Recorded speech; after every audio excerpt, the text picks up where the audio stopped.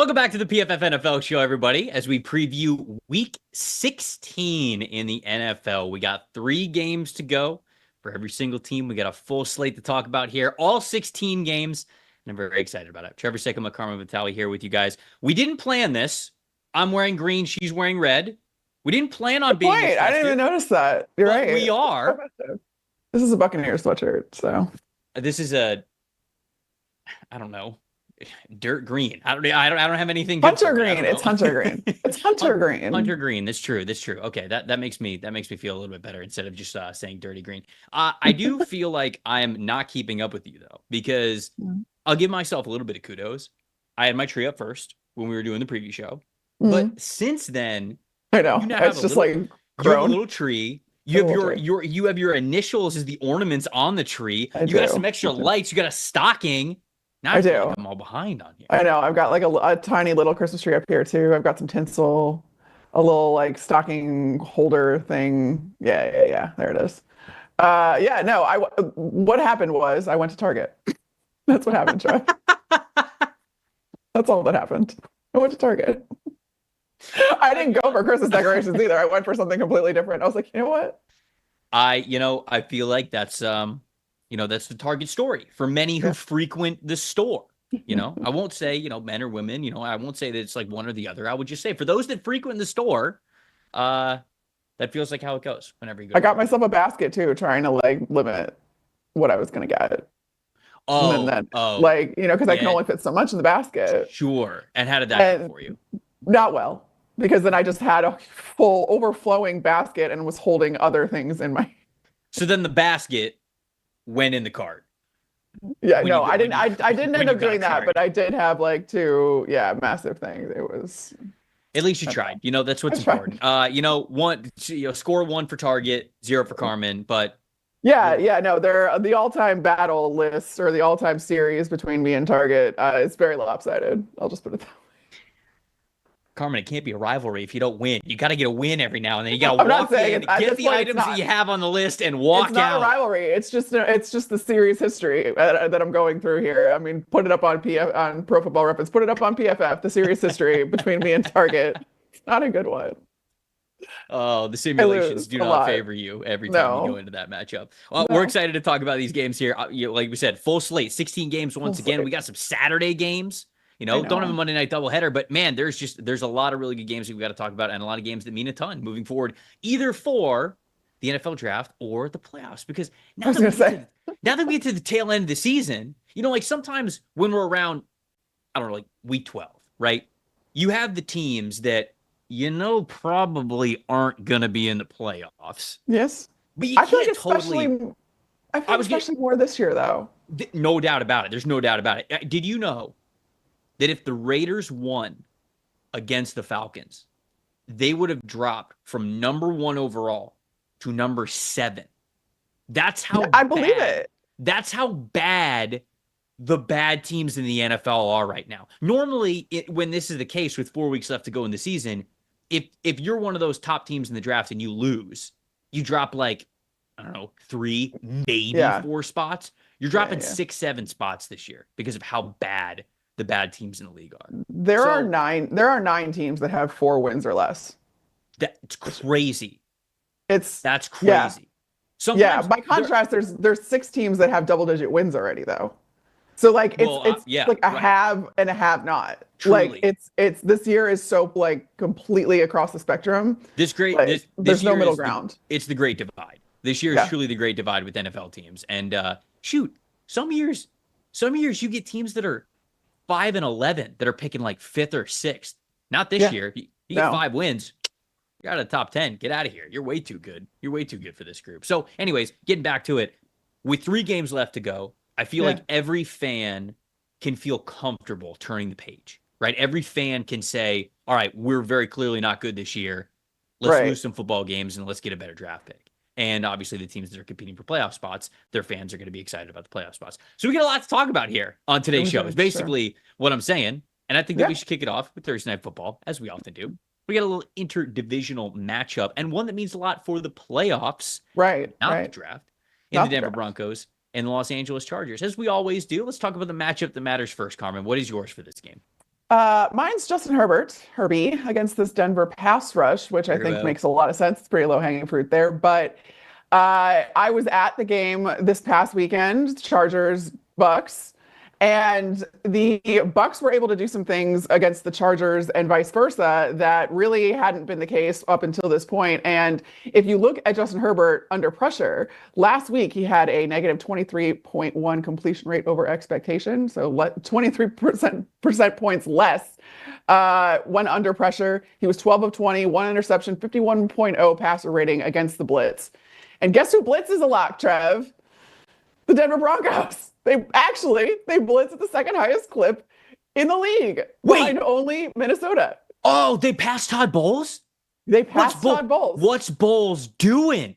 He can't be giving up ground like this. I don't know the stat off the top of my head, but I did read it just earlier that the Bucks are actually rushing 4 at a higher rate than they were last season. Like it was like a 9 percentage point difference where they are now rushing forward at 9% more than they were last year, which then obviously comes at the expense of then blitzing. So no, I mean, Tampa's, I think, 4th in blitz right now. Yeah, but still, I mean, we're not playing for 4th, you know, Todd, we're not playing for 4th out here. We're playing for 1st. No, Denver's blitzing at a rate of 38.4% of all defensive snaps, again, behind only Minnesota. And yeah, so that's something that you have to look out for, because Justin Herbert did not fare well against the blitz this last game against Todd Bowles' defense.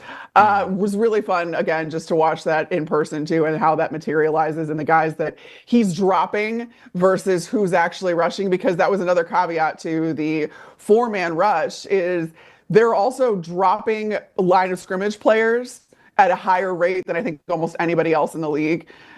When you talk about like defensive tackles that are dropping into coverage, or outside backers or somebody like that dropping into coverage, that's something that Todd Bowles really likes to do. But then he blitzes an inside linebacker, or he'll blitz a safety, or whatever that is. Levante David got after the quarterback a lot in that game against the Chargers. And so you look at kind of how you look at the strengths of the Denver team, and it's very similar to what the Bucs' strengths are when you talk about the defensive line up front, the linebacking core. That's something that I'm just really interested to see if that's more of a trend, or if that was just kind of a fluke against Todd Bowles, or if Denver can capitalize on it in a game that's going to mean a lot for them. Yeah, I'll kind of stick along those same lines with, all right, which version of the Chargers is sort of real? Which version are we getting? Because they didn't play well against Tampa. And I'm wondering, like, was it just a Tampa thing? Were the Bucs just playing really well on that Sunday, and the Chargers just happened to catch them on a bad week for themselves when defending the Buccaneers? Because the Chargers run defense, you know, they've been a solid run defense team this season. I know people point out, well, you know, they're different teams above 500, below 500. I understand that, but they've been a pretty solid run defense team, 72.2 run defense grade so far this season. But last week against the Bucs, you know, you talk about, okay, the offense struggled against the Bucs defense. Well, their run defense struggled against the Bucs rushing attack, and the Bucs rushing attack is a good one, but still 60.6 run defense grade from the Chargers last week. And after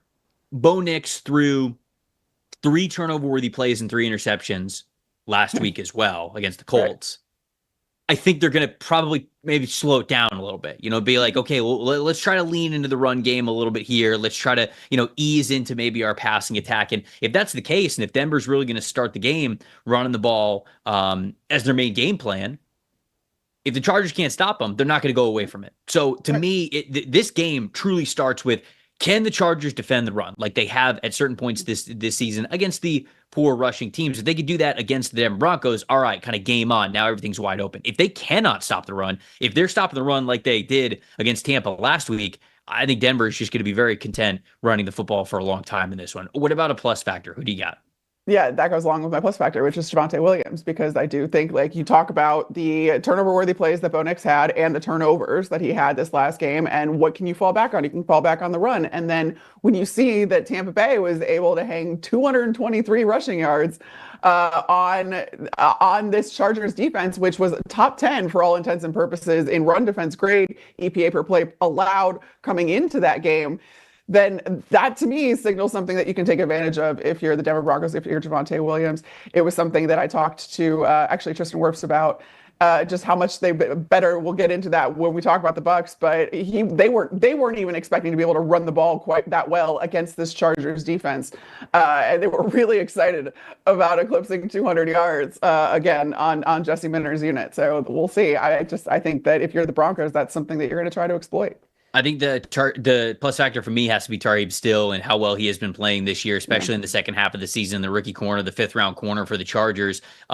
He got another interception last week. If he continues to be somebody who can get takeaways for you, those are game-changing plays. And we saw the Broncos put the ball in harm's way last week. And if that trend is going to continue, I feel like Still is going to be one of those corners that can capitalize on that. Now, him being a 5th-round rookie, you can understand a couple of his earlier interceptions. All right, people aren't really thinking about him like, hey, they got this 5th-rounder sitting here on the outside. Let's throw to him. Like, oh no, okay, like we can't do that after he has a couple of really great plays on the ball. So it's not like the league and offenses don't know who Tarheeb Still is at this point. They do. So I'm curious as to how much they're going to continue to attack him in this game and honestly throughout the last few games of the season. But he's the guy who I think can turn the tide for the Chargers, and I think he's going to be needed. You're hoping that Bo Nix is I don't want to say unraveling. That's way too harsh, but maybe taking a little bit of a step back from how hot he was in the middle parts of the season. And if that's the case, you got to get somebody who can get turnovers for you. Tarheeb Still has been that guy. He was it last week. Let's see if he can continue that hot streak for the Chargers there. Texans at Chiefs. First Saturday game that we have this week. Hope y'all are ready. We got 3 college football playoff games and we got 2 NFL games on. The NFL Saturday, is just out of F's to give anymore. They're like, nothing's safe anymore. Nothing's sacred. It's college football Saturday. The first playoff, like expanded playoff Saturday. And they're just like, we don't care. I was just talking with somebody about this like less than a month ago, probably 3 weeks ago.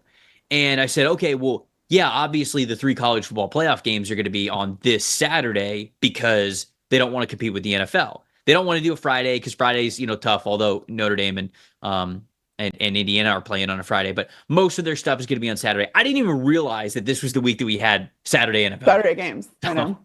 It's just a lot of football. You better be ready. You better have that multi-view or multi-screens. However you do it, you better be ready for this Saturday because it's going to be fantastic. Texans at Chiefs.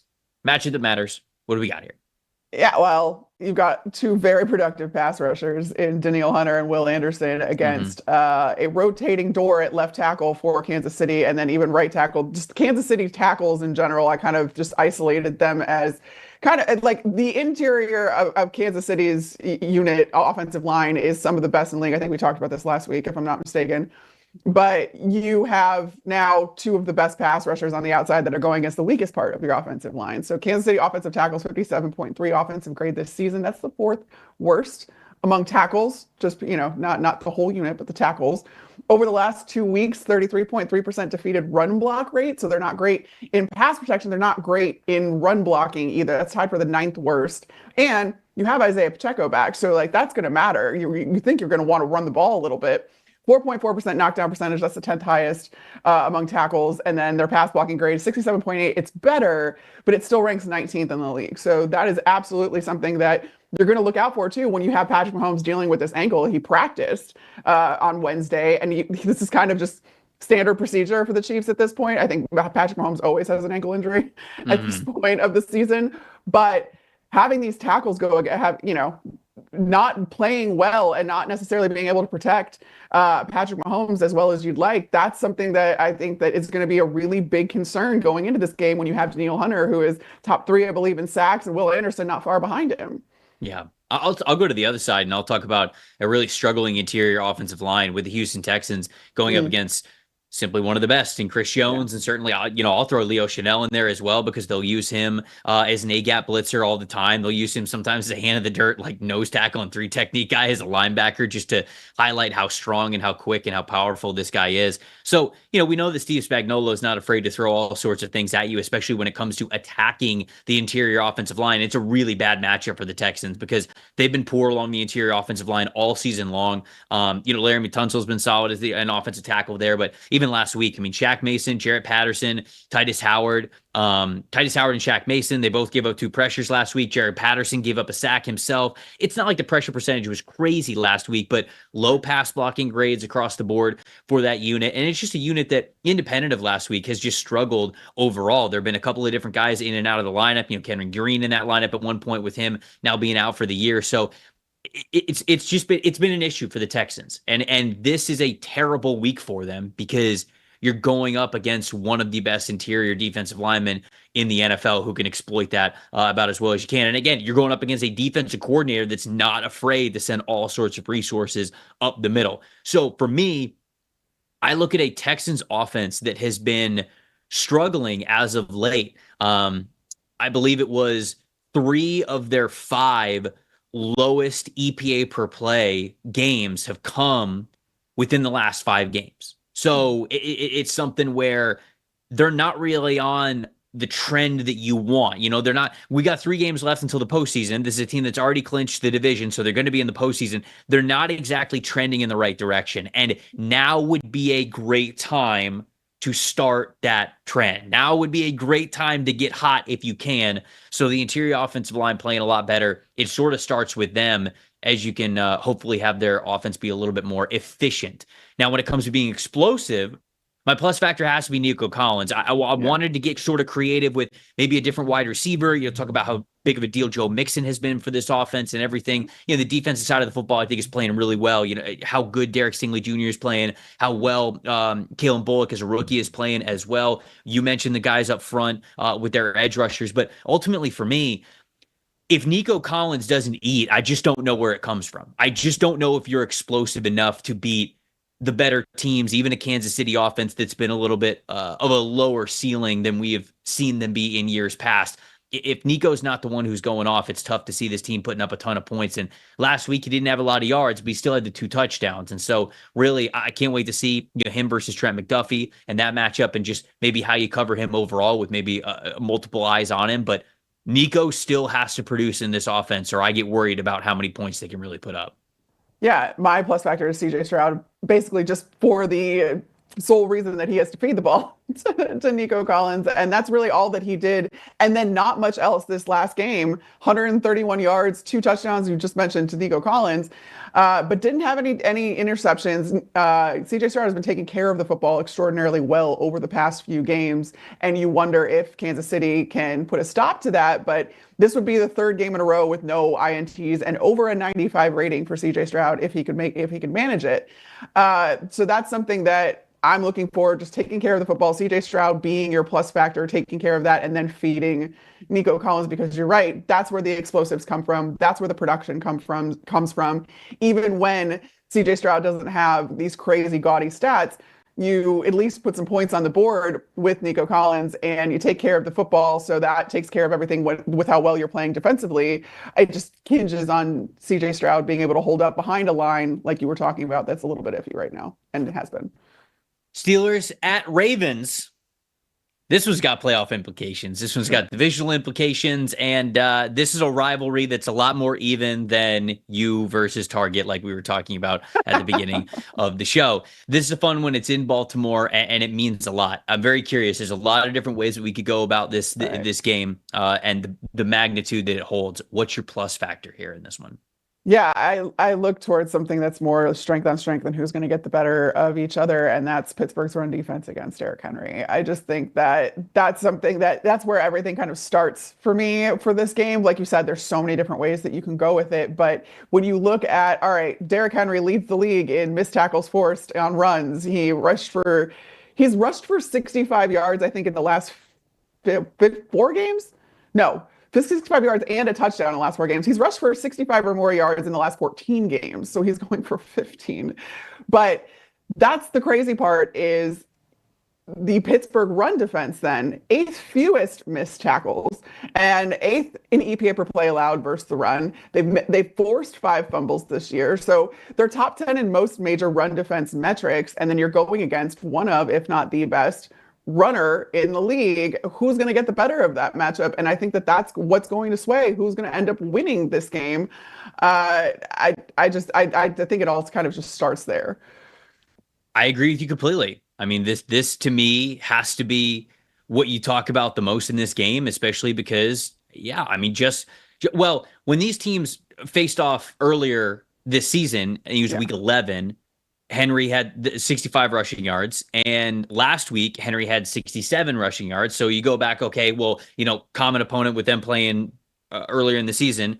not the biggest production game from Henry. Even last week, if you want to go, okay, what have you done for me lately? Just 67 rushing yards. Now, Lamar was doing his thing. So, I mean, you were going to let him go off. Obviously, he was unbelievable last week. But Steelers run defense against the Eagles last week. 20 attempts, 66 yards for Saquon Barkley, 67.8 rushing grade. So they were able to hold Saquon Barkley pretty well. And I was pretty impressed, actually, by the Philadelphia Eagles and how they were able to pivot away from their main strategy of deep shots and Saquon Barkley. It's a much different game plan, and they were able to actually play it pretty well. And so I have more faith in the Eagles moving forward. But hey, we're going to talk about that when we get to the Eagles preview. But this, to me, it has to be the matchup, because this is really where it starts. I don't, and this sort of wraps into my plus factor, who is George Pickens, because Pickens with his hamstring once again did not practice. Now, of course, we're recording the show on Wednesday, but there's one less day to recover with them playing on Saturday. So he doesn't, he's right. He still has not participated in practice.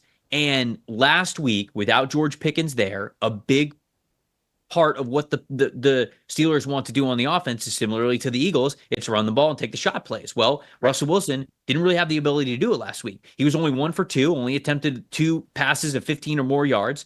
And one of those passes was 31 yards. I believe it was to Calvin Austin. He just had a 49.4 passing grade when attempting passes of 15 or more yards. Before that, 98.2 passer rating on such throws. So he's been unbelievable at that. But very clearly missing that top guy has really hurt them. So again, going back to my matchup that matters, if they can't stop Derrick Henry, and it is truly a Derrick Henry and Lamar Jackson show, I just don't think the Steelers, especially as the road team, can keep up with them on the scoreboard. They're going to have to win this game through, like you said, their strength, the defensive line. It's going to have to be a big defensive line and just overall defensive day for the Pittsburgh Steelers, where it's hard to see them winning, even with this being two opponents that know each other very, very well. Who's your plus factor here? Yeah, well, I was either going to go George Pickens or then Russell Wilson himself, because you look at this last game and the fact that he's throwing shorter passes and like those higher probability throws, because his overall stats are still very good when you talk about passer rating over 90, not throwing interceptions, kind of taking care of the football, again, playing pretty conservatively, though, because of the fact that if you don't have George Pickens down the field, he's taking all of that short and intermediate kind of space of the field. Is that going to be enough against a Ravens team that, again, is capable of explosive runs, of explosive plays in general? Lamar Jackson throwing the football at the best rate that he ever has in his career, has a strong MVP case, especially if it weren't for a guy like Josh Allen. Is that going to be enough if you don't have George Pickens? And can Russell Wilson kind of manufacture more production if he doesn't have him in the lineup? So that's my. But again, we don't know if George Pickens is going to end up playing. Right. We hope that he does. It's still early in the week, but yeah, you're right. With one less day to recover, that matters a great deal. So can Russell Wilson continue to cook? I think that's what I ended up putting down was. Russell Wilson cooking is going to be the plus factor for the Pittsburgh Steelers, because he's going to have to, with or without George Pickens. I think a sneaky matchup in this one that is worth noting is Joey Porter Jr. versus Rashad Bateman as well, as sort of like a bonus because of how well Bateman played last week with the 2 touchdowns. Now, he had 80 yards and it was only on 3 catches. So it's not like, he had 50 targets, 13 catches. It's nothing like that. He had the explosive plays in the offense, but it's also what the Ravens have sort of been missing, right? That's what they were hoping to get a little bit more of with Deontay Johnson, and obviously that didn't work out, but Rashad Bateman is able to step up in that role, certainly last week. And Joey Porter Jr., over the last month, or I should say 3-4 weeks ago, those are tough matchups. Like week 12 and 13 were really tough for him, pretty bad coverage grades. He's been a little bit better lately the last 2 games. Weeks 14 and 15, he's been a little bit better, but he struggled this season. And I'm wondering, is Bateman on a little bit of a hot streak here? Can he be a big-time X factor? Or maybe the other way around. Maybe Joey Porter Jr. can really shut him down and make the Ravens one-dimensional in their passing game, or a little bit more one-dimensional, I should say. They've got other guys who are there, but just as a bonus. If Pickens is not playing and people are like, hey, your plus factor in that conversation didn't really matter, a little bonus for you guys. So covering our bases here with the next one. Giants at Falcons. Plenty to talk about with this one now. Matchup that matters here, Carmen. What do you got? Yes, that's it was. We have Michael Penix Jr. That's going to be my plus factor, and there's not a whole lot there. It has to be, right? Right. That's going to be both of our plus get factors. get that out of the way. Plus factor is Michael Penix Jr. What can he bring to this offense that Kirk Cousins has not? Because Kirk Cousins has just fallen spectacularly to pieces over the last 5 or so weeks. And is just not at all productive. I think like 1 touchdown to 11 interceptions, something along those lines. Just not great. Not at all great. So what can Michael Penix Jr. do? What's he going to look like in his first game action? All that kind of stuff. But my matchup that matters then is somebody who's quarterback proof. And on the Giants side of things, that's Malik Neighbors. So how the Atlanta secondary deals with Malik Neighbors, because even with Tim Boyle and Tommy DeVito as his quarterback, even playing through a hip flexor injury, Neighbors had 10 catches for 82 yards last week and a touchdown. He really is the Giants offense. He leads the league in threat percentage this season at 28.6, just a total volume guy. And it doesn't seem to matter who's at quarterback for the Giants, despite the fact that has been a really awful group of a rotation of players under center that haven't been productive otherwise, but somehow they've been able to make it work with Malik Neighbors. And so that's kind of the one guy that you need to worry about if you're the Atlanta secondary. 75.3 coverage grade as a team, which ranks 8th. However, they rank there's such a huge discrepancy, so I don't really know what to do with Atlanta's secondary at all, because they rank 27th in EPA per play allowed in coverage. They're allowing the highest completion rate at 75.2%, and they're tied for the most passing touchdowns allowed with 27. They don't look bad doing it, I guess, is part of this. There's an opportunity here for Malik Neighbors and whoever ends up playing quarterback for the New York Giants. I think the matchup that matters before we get into Penix, because obviously we got to talk about Michael Penix. The matchup that matters to me is the Falcons pass rush versus the Giants offensive line, because the Giants offensive line has been playing a little bit better as of late. They didn't struggle as bad versus the Ravens as I thought that they would have. I don't think that was the major weak link on the team. And even the last couple of weeks before, I think they've been playing solid. They're going up against the Falcons pass rush that started the year horrendously. Last 3 weeks, though, 67.6 pass rush grade, 13 sacks, 57 pressures. Before that, so basically the entire season before that, so a lot more time, right? I said 3 games. 3 games, they've got 13 sacks. Before, they only had 11. So weeks 1 through 11, they only had 11 sacks, and they had a 54.4 pass rush grade. So they're figuring it out a little bit here. Raheem's figuring it out a little bit with that unit, and they're really able to get off after the passer in a much higher rate than they were before, much more efficiently. That will matter no matter who's playing quarterback for the New York Giants, because the Falcons just need to continue to play better. My Michael Penix sort of point that I want to make here is the Giants played a lot of cover 3 last week against the Baltimore Ravens. And they played a lot of man earlier in the year. I can't remember when this really flipped, but it was like week 10, week 11, week 12. Up to that point in the season, they played a lot of man coverage. It was just what they wanted to do. It was the type of players that they thought that they had. They played a lot of man. It wasn't going well, just going to be honest with you. And so they made the switch. They're like, okay, well, we're going to be more of a zone team. We're going to play cover 3. Well, Lamar absolutely carved them up playing cover 3 last week. And 4 out of Lamar's 5 touchdown passes, I believe, were against cover 3, or at least 4 out of his 5 big-time throws, I should say, were against cover 3. Not sure if it was all of his touchdowns. When you look at Michael Penix, passing grade versus cover 3 last year when he was in Washington, because I don't think the Giants are going to change back to man. They already know they can't play man, so I think they're just hoping to play cover 3 and play zone coverage a little bit better.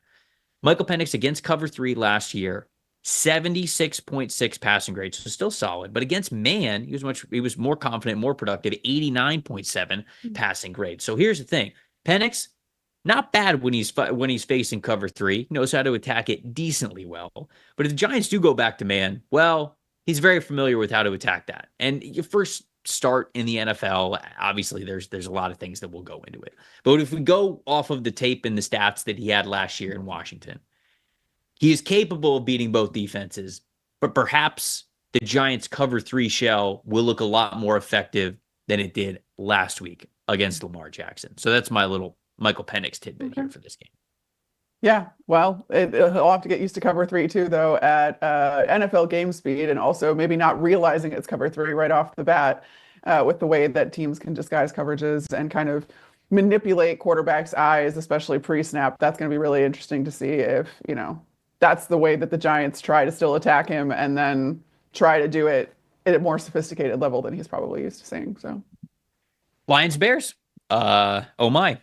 Is this next game that we have here. Bears, losers of 8 in a row. Yeah. Not ideal. No. Not ideal.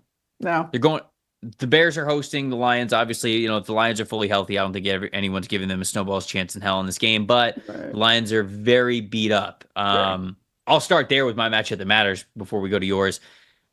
They are down 5. No. They're down 4 out of their top 5 linebackers that they had going into the season.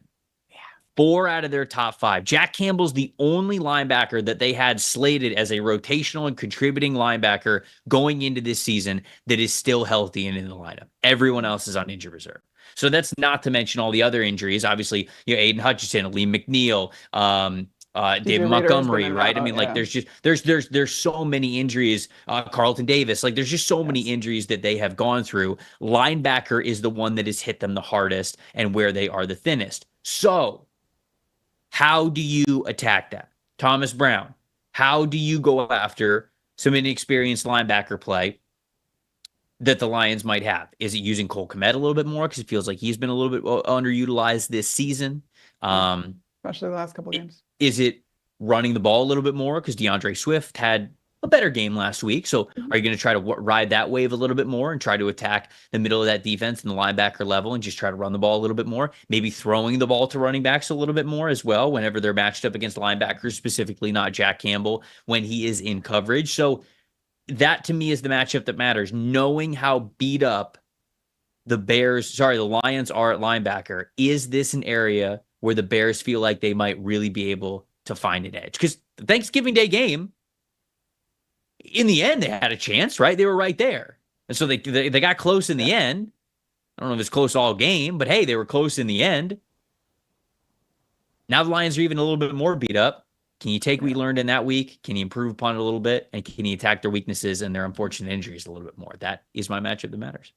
Yeah, I think that mine goes along with that. And you also have to, though, consider that this isn't exactly, from a mentality standpoint, the same Bears team that the Lions saw on Thanksgiving. The Bears still had some pride to play for. They wanted to play for Thomas Brown as far as, making the coaching change and all that kind of stuff happening. I don't know that this Bears team is equipped to manufacture any sort of motivation.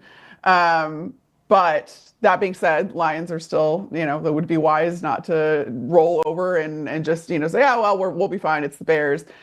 Still take them a little bit seriously. But what was interesting about this last game against the Minnesota Vikings, Caleb Williams, his passer rating actually went up versus the blitz and when facing pressure, which is completely counterintuitive to what you would expect, especially for someone that holds the ball a little too long. Has been sacked at the highest rate of any quarterback this season by a very large margin, by the way.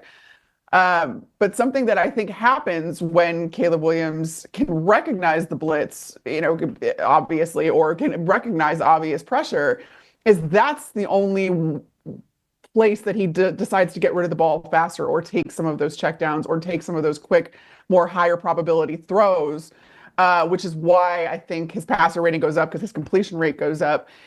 He's not throwing the ball down the field and he's getting rid of the ball a little bit faster. So I do think that the Lions have been blitzing at the 5th highest rate this year, especially since Aiden Hutchinson went down. I think that number even goes up. It's because they can't really do much more than blitz with all of the holes that they're trying to cover up on that defense. The answer that Aaron Glenn has found is just blitz the hell out of teams. And so if you're going to do that against Caleb Williams, is that going to force him into that? You almost have to. It's almost like forcing him into a tempo offense or a kind of a rhythm offense and taking those short throws and trying to get the ball out faster, because otherwise Caleb Williams has been known to hold the ball. The offensive line, the Bears have had, I believe, the most combinations of offensive linemen this season so far. So there's just no continuity there whatsoever. It's really just an interesting thing to watch with this Bears offense. There's no easy answers.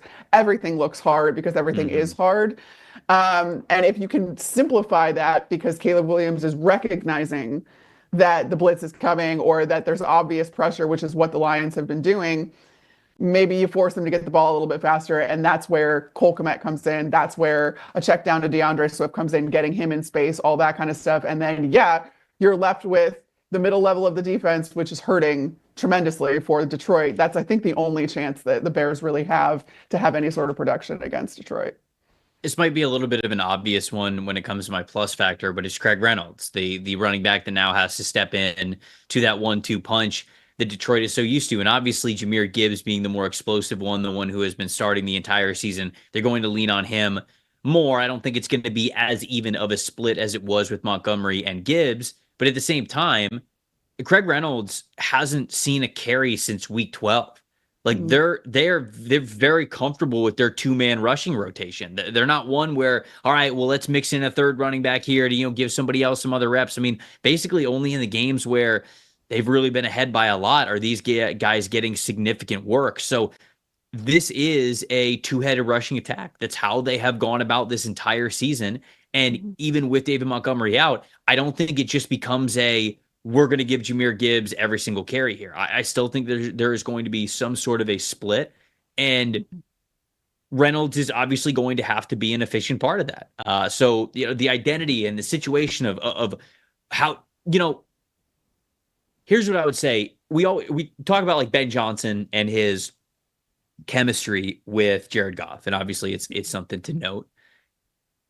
What he has done, specializing those two guys, David Montgomery and Jahmyr Gibbs, in the run game and putting them on the field in situations where their strengths truly shine, is also why he is a fantastic offensive coordinator and play designer. Yeah. How much are you willing to sacrifice, knowing how successful you have been putting Jahmyr Gibbs in those situations with a limited, it feels like the wrong word, but I guess like non-workhorse workload, right? Like, are you willing to put him in more situations out there on the field to get him more tired or more banged up or just having less energy and less focus for the plays that you designed for Jahmyr Gibbs? How much are you willing to go away from that to play him on those more David Montgomery snaps just because Montgomery's not there, versus how much you would like to continue to give that to somebody else, here Craig Reynolds, to keep Jahmyr focused and fresh on being the best player that he can be when he goes out there for more of those design plays. So that is, again, a Reynolds to me becomes the big plus factor, because he is a major determining factor, not just in every time that he touches the ball, but also in how you deploy and how often you deploy Jahmyr Gibbs, and how tired he might get and how not used to it he might be rushing behind, different run concepts or things like that might have been drawn up for Montgomery. Not that he can't do it. I just wonder how much of the relationship is there between playing him in those Montgomery snaps versus the ones that we know we always wanted to go to Jahmyr. How much are you putting on his plate? I think how Craig Reynolds plays will determine that a little bit. What about you? Yeah, it's really, that's really fascinating to me about this David Montgomery injury is, how does Ben Johnson compensate for that? Does he, try to keep put Craig Reynolds in that David Montgomery spot? Do the splits, the run pass splits, just change then? Do you go to the air a little bit more now, especially that you have Amon-Ra St. Brown, Jameson Williams has been having a good year just kind of as a gadget guy stretching the field. Tim Patrick has had a resurgence over the last couple weeks for the Detroit Lions since he's been back in the lineup. Do you then just kind of rely a little bit more on Jared Goff and then your offensive line now that it's fully intact and not like in the pass game, versus trying to maybe evenly split the run pass a little bit more like we have seen? That's going to be what I am going to be looking for sure. Did you have something else that you wanted to say about I was oh shoot, what was I gonna say? You were just talking about something and now I completely lost my train of thought because I was already moving on to the next game. Just boom, that's where we were going. I cannot remember what I was gonna say. If I remember it, I'm gonna blurt it out like an idiot. while we're talking about the other game. There is something about this with the plus factor that I want to just highlight the fact that, and it's not highlight, it's a low light. The Bears defense has been steadily devolving or regressing. It started before the Bears fired Matt Eberflus, and it's only gotten worse since then. They've been a lot less multiple. They spent almost a large majority of their snaps this last game against Minnesota in nickel, hardly playing in base, which is going to be interesting against the Detroit Lions. Again, when you're talking about a rushing attack or even using a guy like Sam Laporta, how do you deal with a guy like that? They have not been able to generate pressure up front. The Bears haven't. They've converted just 14% of their pressures into sacks since week 8, which is the second lowest rate in the NFL in that span. They're 30th in EPA per play as a defense, and they've allowed the 104.7 passer rating, 26th in the league. So when we're talking about, are you going to start passing the ball more now that you don't have David Montgomery and maybe the splits kind of skew towards the pass?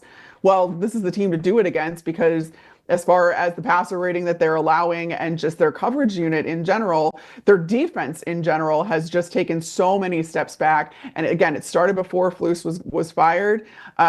There's just not a lot of good about this team right now in Chicago, and going against a team that doesn't have a large margin for error in the Detroit Lions. When you're talking about trying to get the 1 seed, you've got virtually no margin for error because you got Minnesota right on your tail for the division and the 1 seed. You've got the Eagles right there. Even the Packers are being pesky about this whole thing. So that's something that they have all of the motivation to play for. And you know that this offense is capable of scoring points. It's the number 1 scoring offense in the league, going against a defense that looks completely defeated and doesn't seem to be doing any singular thing very well right now.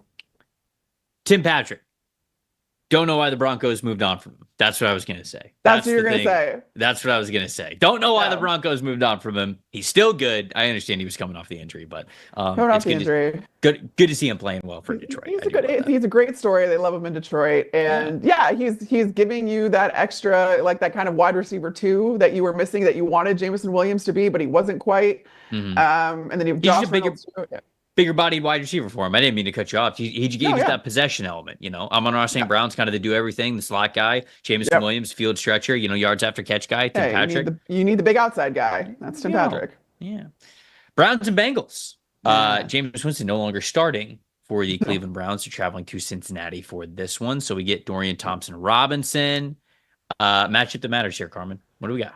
I'm very much looking forward to seeing Denzel Ward and Ja'Marr Chase going at it. I think if you're trying to kind of boil this down to, though I know the Bengals aren't out of it, but they do not control their own destiny when it comes to whether or not they make the postseason. So they're going to want to win, but that may not be enough. You've got the Browns too. Denzel Ward and Ja'Marr Chase is just the singular best matchup, I think, in this game. Denzel leads the league in forced incompletion percentage at 26.2%. He's got the 11th best coverage grade among qualified corners. Third lowest completion percentage allowed in 46.2%. And he's allowed just 3 touchdowns this year, 17 first downs, which is tied for 14th. That's still good when you're talking about every corner in the league. And then Ja'Marr Chase kind of goes without saying how productive he's been.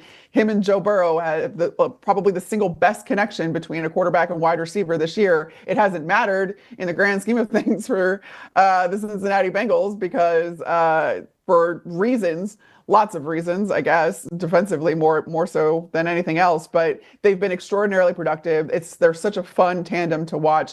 The Cincinnati Bengals offense is a really fun offense to watch, and so I just think that there's going to be fireworks between Denzel Ward and Ja'Marr Chase. Denzel even talked about it today, where he was like, I hope I'm on Ja'Marr Chase every single snap, and I'm like, I hope you are too. They make it a lot more fun for us.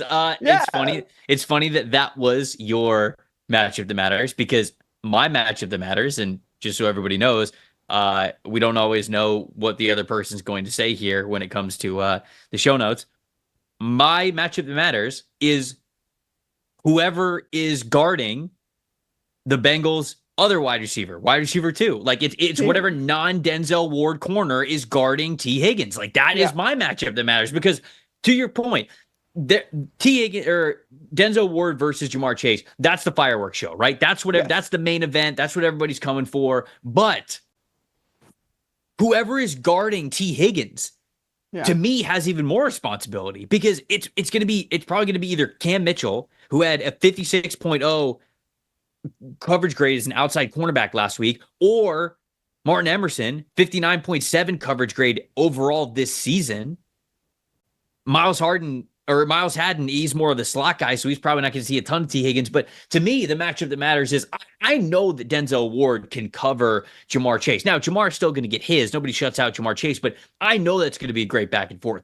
There is no guarantee that whoever is CB2 on the outside for Cleveland has a prayer against T. Higgins. So that to me is the one where it's like, if whoever is guarding T. Higgins is terrible at it, that's where the runaway happens. That's how you get this game out of control. Like if T's got 100 yards and 2 touchdowns in this game, I would be floored if Cleveland was anywhere near them on the scoreboard, especially with Dorian Thompson-Robinson starting. Right. And that's where my plus factor is. It has to be DTR in this game. Same. DTR actually played the most he has played this season was actually in week 7 against the Bengals. Well, it was bad.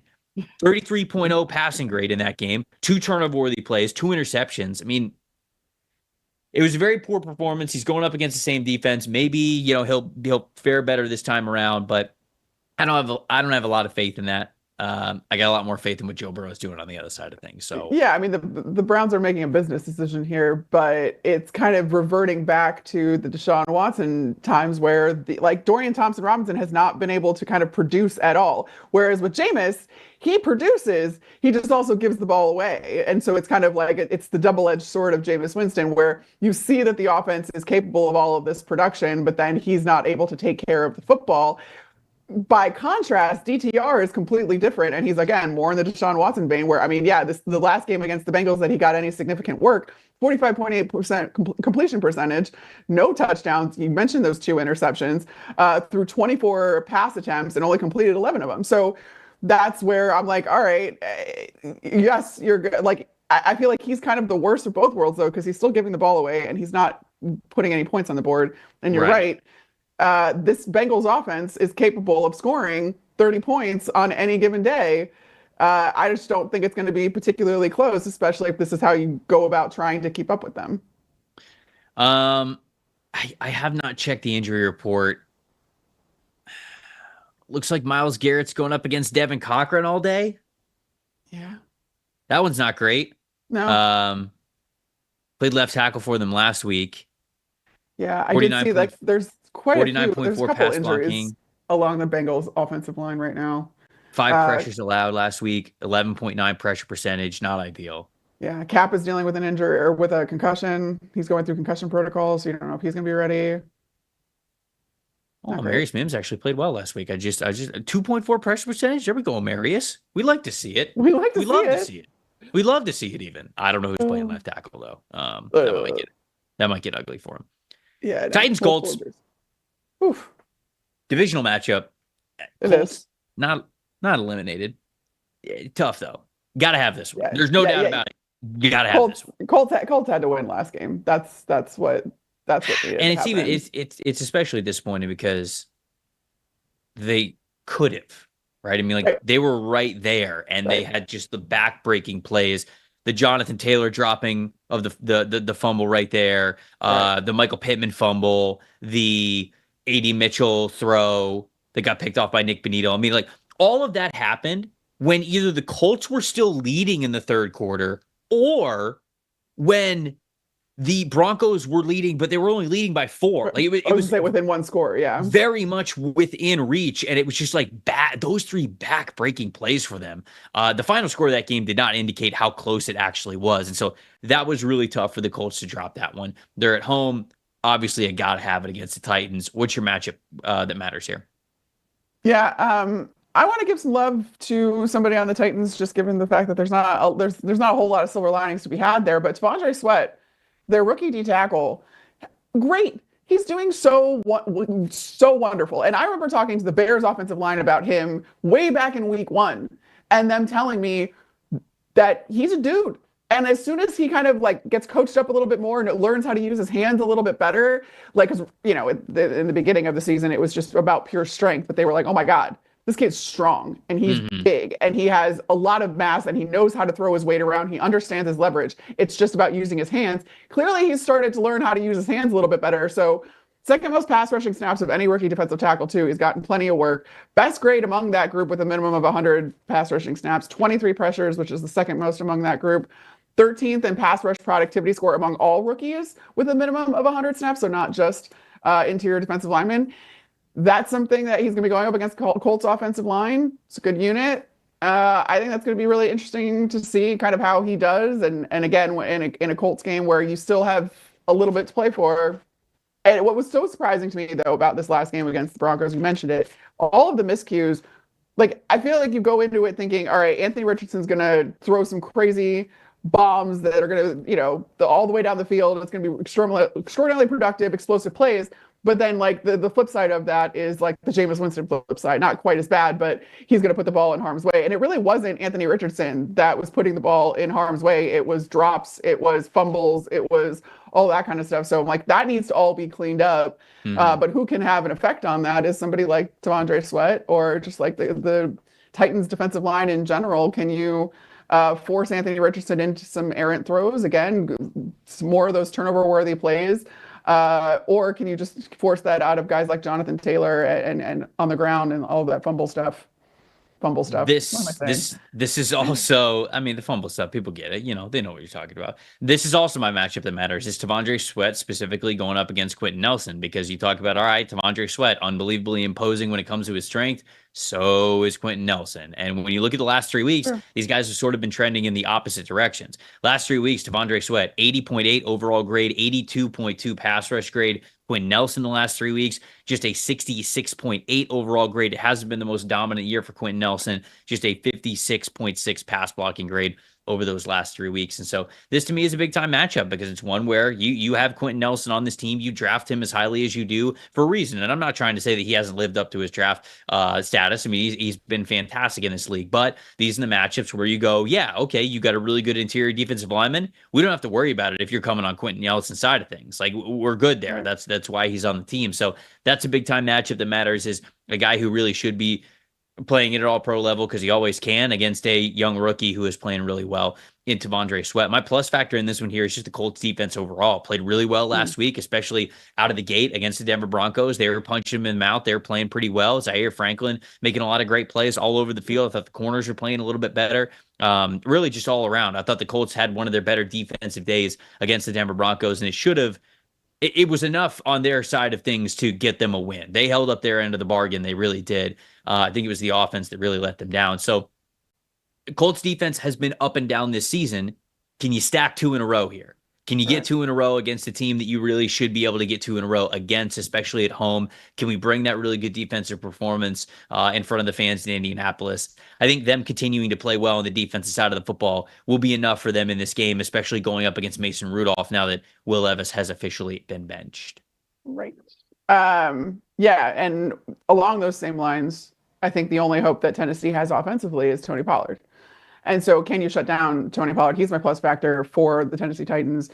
He's only 18 yards shy of 1,000 rushing yards this year. That would give him his third straight 1,000-yard rushing season if you go back to his time with the Dallas Cowboys. And he's actually on pace for a career high. His career high is 1,007 yards, so literally just over 1,000, and that was in 2022. So he's on pace for a career high. And again, I just think he's your only hope when you've now benched Will Levis.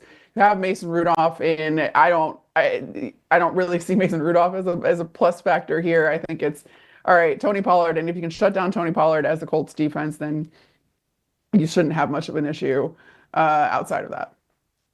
Rams at Jets. Interesting matchup here. Rams right in the thick of it. Jets not, but I will say the Jets also aren't necessarily like playing for a draft pick at this point. Like they're playing for this current regime. I was saying this a couple of weeks ago. The Jets have something to play for in the sense that if they look really bad over this last month, like if they look really bad in December, they're going to clean house completely, like with the roster. They're going to, not that I think they'll get rid of everybody. I don't know how much flexibility they have there, but certainly the Aaron Rodgers era will be over. You go back to last week, team played pretty damn well and got that victory. And even the week before, they played well. Both the receivers had over 100 yards. I mean, that's the version of the offense that you want. Right. So it has been looking better for them lately. And I think the next 3 games mean a lot to the current players that are on the New York Jets as to whether or not they will be there next year. And I think there's a lot of them, I think Rodgers included, like wants to be back with the Jets next season. So this is a matchup where you're going up against a team that's desperate for a win. They really want to keep pace with everything that's going on in the NFC West and the Los Angeles Rams, and you get to host them. So what are you made of, essentially? What's your matchup that matters here? Well, it's based off of what happened last week, which is it's too little, too late. Maybe like what you're talking about here. Where are you playing for this regime? I guess it's not too late in that regard. But Rodgers and Devontae Adams looked like the Rodgers and Devontae Adams in the green and gold, not the green and white. And it was when you're going up against the Rams, so it's Devontae Adams versus the Rams coverage unit, because the Rams have a 56.9 coverage grade that ranks 22nd in the league. So you feel like, all right, there's probably an opportunity here if you're the New York Jets, or on the flip side of things, if you're the Rams, basically just shut down Devontae Adams, who 9 catches for 198 yards last week, 2 touchdowns if you missed it. It was his 18th career game with over 100 yards and over 2 touchdowns. And it's a lot. He's a great receiver. We all forget because, he was in purgatory in Las Vegas, but like if you, it's someone who grew up watching the Bears and then therefore watching the Packers decimate them. I could also never forget, because he's the reason why I'm in the fantasy football championship this week. Because he scored me 42.4 points. How many points? Because he got me 42.4 last week. So I could never forget how good Devontae Adams is personally. He's had 3 games now with a receiving touchdown from Aaron Rodgers. So like they're getting back into their groove. And he's had 2 games with 9 or more catches and 100 or more receiving yards. So like he's been in triple digits for the last 2 games. He's gotten a receiving touchdown in the last 3. This is something that I think Jets fans wanted to see immediately, and that didn't quite happen. But you're right. This is kind of playing for next year at this point. And if the Jets are going to give the Rams trouble, it's going to be with these 2. So just shut that down. You'll be fine, Rams. I think that is the matchup that matters. You can expand it a little bit further, just the wide receivers. Devontae had a great week last week, but Garrett Wilson's in this mix as well. When you look at the Rams cornerbacks, you're right. They've really struggled this season. Darius Williams and Ahkello Witherspoon on the outside. Darius Williams, a 59.4 coverage grade this year. Ahkello Witherspoon, a little bit better, 62.3. But last week, the rain helped, right? Rain always helps the defense. But last week, Williams, 77.1 coverage grade, Witherspoon 66.8, so a little bit better from that group. Again, is this sort of a momentum thing, or was it just a one-time thing? Hey, the weather was really helping you out because San Francisco couldn't pass the football at all whatsoever last week. So maybe that is the case, but played a little bit better last week, and we'll see. Because you're right, the Jets offense, they're really humming. I have 2+ factors, so I'm curious if I probably have one of the same then. If one of you, so I will let you go first, because if you say one of them, then I will seamlessly just say the other, and people will never know. So who's your plus factor here? I mean, I took the low hanging fruit here, which again, like if the goal of this game is for the Rams to again stay in contention of the playoffs and in the NFC West and all of that kind of stuff, then you're gonna need Cooper Kupp and you're gonna need Puka Nacua, and if you kind of in tandem, just the Rams receiving core, top 10 unit in the league, 83.1 receiving grade overall. They rank 9th, I believe, in EPA per play, expected points added per play, and that's something that is just you're going up against a Jets team which isn't bad in coverage, the 12th ranked coverage grade. But that's been something that teams have just very much struggled with, again, with Matthew Stafford getting rid of the ball as quickly as he can and having both of those guys. I think it's a low-hanging fruit, but that's the matchup that matters to me. So I wasn't going to name either of them. My two are actually all right, great. Jets players, but one of them has to do with it. I am looking forward to see how Sauce Gardner plays, because it's been a struggle of a season for him. But last week, he was targeted 7 times, only gave up 1 catch, had an interception, and a forced incompletion last week. So Sauce played well last week, I think, and him versus Puka Nacua, I think, is going to be really fun. Sauce has not had a great year, and I'm sure he's just been down because of it. Things aren't going well for you as a corner, it's tough. It's tough mentally. It's tough to really get motivated for it. You just feel like you're just like not on your A game. But Nacua is sort of one of those matchups that you see, you get the circle, you go, okay, this is the guy that everybody talks about around the league. Right. I've been one of the best corners in the NFL over the previous 2 seasons. Let's get back at it. I don't have to have a good season to be able to have one good game here. Let's shut him down. And anybody can have a good game. Right. Let's end the year on a high note. And I wonder if we get to see that from Sauce. So he's a plus factor for me. My other bonus plus factor was Olu Fashanu. Olu 78.6 pass blocking grade over the last 3 weeks, only allowed 5 sacks, 3.8 pressure percentage. So Olu, I think, is really growing into his own, and he's playing well in a rookie season where we weren't sure if we were going to see him. And Tyron Smith the age is catching up to him. So we've seen Olu in that lineup, but it's been good. I think it's been really good for him to get that experience. He looks like the future left tackle for the New York Jets moving forward. The New Year's, it's a great time to reevaluate the financial goals, not just for yourself, but also for your kids. Now's the perfect time to make sure that your kids are on a path towards a solid financial future. A kids investment account from Fabric by Gerber Life is a quick and simple way to be able to do that. Let you invest in their future now for education, big milestones, all that kinds of stuff. Fabric by Gerber Life, it was designed by parents for parents to make it easy to plan for and manage your family's financial path. With a kids investment account from Fabric, you can start investing in your child's future today. Kids, they can't invest when they're minors, but with a kids investment account, you can invest on their behalf, gives their investments so much more time to grow. The funds can be used for anything. When they're younger, tuition, tutors, music classes, after school activities, all that good stuff. Or if you keep on saving it for when they're younger adults, first car, first house, starting a business, the possibilities and the benefits feel like they are endless when you're able to play it ahead like this. Starts with just $20, no contribution limits, tax advantages. Funds are all SIPC insured up to $500,000, plus no commission fees, just a low flat monthly maintenance fee.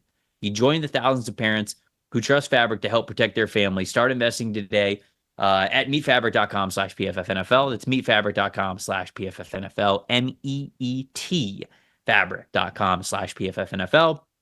Portfolios are managed by Fort Washington Investment Advisors Incorporated. Additional services provided by Apex Clearing Corporation. All investing is subject to risk. Learn more at meetfabric.com. Now getting into, I think this actually might be a 1 p.m. game. I thought this was a 4 p.m. game, but Eagles Commanders. Nonetheless, whether it's played at 1 p.m. or 4 p.m., I don't care. This is a massive game for the division. Eagles need to keep pace with, like you were saying earlier in the show, the Vikings and the Lions. Commanders obviously trying to secure that playoff spot themselves. This one's in Washington. How do we feel about it, Carmen? What's the matchup that matters? I would say Saquon, but we don't know what's going on with him. Everything has been very weird about, when he got hurt, what's wrong with him. He's not commenting on it. Nobody's commenting on a timetable. It's all very strange. Very interesting. It's very interesting because I'm like, all right, being this hush-hush about it makes me think that it's serious. And they don't want to they don't want to say that because, of gamesmanship and all of that kind of stuff. Or are they being hush-hush about it to make you think that it's serious and then it's not serious? And then it's not, and then he's just going to come out and be fine. I don't know, but like the immediate hush, the way that everything was so hush-hush immediately just really raised some alarm bells. Like during the game where they wouldn't say what play he was injured on. They wouldn't say how long or what they were looking at in the tent. He was very no comment about it, after in the post-game presser. I was just like, all right, but all right. So instead, I'm going to go with A.J. Brown versus the Washington pass defense. Okay. Because of, also there's all the extracurriculars that are happening with the Philadelphia Eagles team. It doesn't seem to matter. Like the vibes still don't seem great. Within the Philadelphia Eagles, better after the win, better after the win. But I'm like, Jalen Hurts getting up there and being like, "Is this what you wanted to see?" Like, all right, so you're gonna keep targeting AJ Brown just out of spite, which fine, but I guess teams are gonna be ready for that. They should be ready for it anyway, though, because AJ Brown obviously extraordinarily productive, 8 catches for 110 yards and the 5th receiving touchdown of the season last week. So Washington has a 47.4 coverage grade this season, which is the 3rd worst. And when you look at how AJ Brown has done against Washington, has 5 receiving touchdowns in 5 career games versus Washington, including 130 receiving yards and 2 receiving touchdowns in the last road meeting. So that's something that I would look out for a little bit. Just, again, are they still? Is Jalen Hurts still trying to make AJ Brown happen? Even though I don't think that was really that. But it was a lot overblown, and it was self-inflicted wounds because it was your own teammate that talked about how you very strange. Yeah. Athletes at the highest level are very funny when it comes to motivation, right? Like, people have talked about that with like Michael Jordan, where Kobe, Tom, they just manufacture their own doubt. Yes. Like when I bring this up because I think it's just absolutely hilarious. Like when Georgia won their second national championship, and multiple players on the team were like, they predicted us to go 8-5. Who? That never happened. Who did that? Yeah. And if it is, it's one person who is a very clear idiot. Right. Like trying to get clicks, trying to get whatever. Like Kirby had them all believing that the world People just were thought Georgia was not like barely going to make a bowl game. Yep. Yeah. And I talked about this actually on the NFL Fox podcast this week, where I was like, if this is Sirianni like making this a huge deal in the locker room just because he wants to motivate his team, and that's how he's found he can motivate the team and like bring them together, I guess more power to you. Like if you're playing out of spite, out of pettiness, I'm not going to stop you. Like if that's what you found to be most effective. Was the Brandon Graham interview a plant? Was it a plant? Did they do this on purpose? Because you're right. It is hilarious. All these conspiracy theories. It is hilarious that Hurts gets up there and he's like, "Is this what you wanted, buddy? Your teammate said this. Your teammate said it. Like we had nothing to do with this." Right. But I'm like, did Sirianni like take back, like just plaster all of the articles that were reporting what Brandon Graham said? By the way, or like, AJ all over the place, or AJ. Yeah. I don't know. Hey, I don't know who did it, but hey, this Eagles team. Like going back to the year they won the Super Bowl with like the underdog masks and all that kind of stuff. Yeah. Very clearly. And I think a lot of coaches would tell you that this is the case. When you have that underdog mentality, people play, when they think that they're doubted, people play better. So maybe this is just, maybe it is. Maybe it's all an inside job. Maybe the doubt is coming from inside the building. Calls coming from inside. My matchup that matters is very similar to yours. It is the Commanders coverage just versus the Eagles overall. AJ Brown is a major factor of that, as is DeVonta Smith, who had 100 yards last week as well. But when you look at you talked about their coverage grade overall this season, if you limit the scope a little bit to say, all right, just since the second half of the year, still not great. 52.5 coverage grade from the Commanders. That's 25th in the NFL. Hurts last week, and I will give the Eagles a lot of credit for this because I sort of mentioned it earlier in the show, and I'll dive a little bit deeper into it now. The Eagles' identity up to this point that has been really unstoppable has been hand the ball off to Saquon Barkley, shot plays to A.J. Brown, and then when you get in 3rd and 4 or less situations, you're doing the tush push twice, and you are getting a guaranteed first down. It's really, really, really hard to stop an offense that has that kind of formula playing the way that the Eagles were. Last week, they changed it up. Barkley didn't play well. And instead of it being all shot plays in the passing game, it was underneath stuff. Hurts on throws of 10 or 10 or few yards, 20 for 21, 200 yards, 79.0 passing grade. A lot of stuff with that yards after the catch. They were able to manufacture a ton of that. And so it was just a different game plan from the Eagles. And my worry has always been, well, if you play, because this is the math formula of why it works for the Eagles. If you play too high defenses, Saquon's going to run all over you. If you play single high coverage and you rotate a safety down to get plus numbers in the box, A.J. Brown over the top. He's one of the best, if not the best, one-on-one wide receiver in the NFL. So it was a big issue or a trap that defensive coordinators were in of like, okay, damned if I do, damned if I don't. And I wondered, in a game where Saquon isn't superhuman, if a team is playing cover 2 against you, does Jalen Hurts have the ability to really dink and dunk you in yards after catch you for a victory? He showed that last week. So it is in their repertoire, if you will. So they have it there. And that's something I'm looking forward to seeing if they can duplicate that against a divisional opponent. My plus factor here is just Jaden Daniels. Jaden Daniels against the Philadelphia Eagles in week 11 when they previously played. He was 22 for 32, 191 yards, had a touchdown and interception, but more importantly, just 7 attempts, 18 total yards, and a 2.6 yards per attempt average. They need him to be a little bit more of that dual threat Jaden Daniels that we have seen at times throughout the season. To me, he's got to be a superstar in this game. Like in order for the Commanders to beat the Eagles right here, it's got to be a vintage Jaden Daniels game. And I say vintage, he's a rookie. But I mean, like earlier in the season, we talked so highly about him for what was it, the Bengals game that he absolutely went off on. Yes. And it was almost as if he was crowned rookie of the year right after that game. Well, he's had good performances since. He hasn't quite had that headline grabbing game. This to me has to be one of them. He's got to be able to give his team an incredible performance to beat the Philadelphia Eagles. And I'm wondering if we get to see it. Yeah. I agree, but my plus factor too is they opened the Commanders opened the practice window on John Allen just today, and it's he was practicing and like from what the video showed and him doing individual drills, he looked pretty uninhibited, and you wonder, all right, does that mean he could come back as soon as this weekend? You never know. When they open the practice window on these guys, it can be right away, it can be in 3 weeks, but he is expected to be back this year. And when there's only 3 weeks left in the season, you have to think that they're opening this window for him to come back pretty quickly. And if he does, he could give a boost to a very middling pass rush for the Commanders. 67.9 pass rushing grade overall for the Washington defense. That ranks 16th. They rank 17th in EPA per play allowed.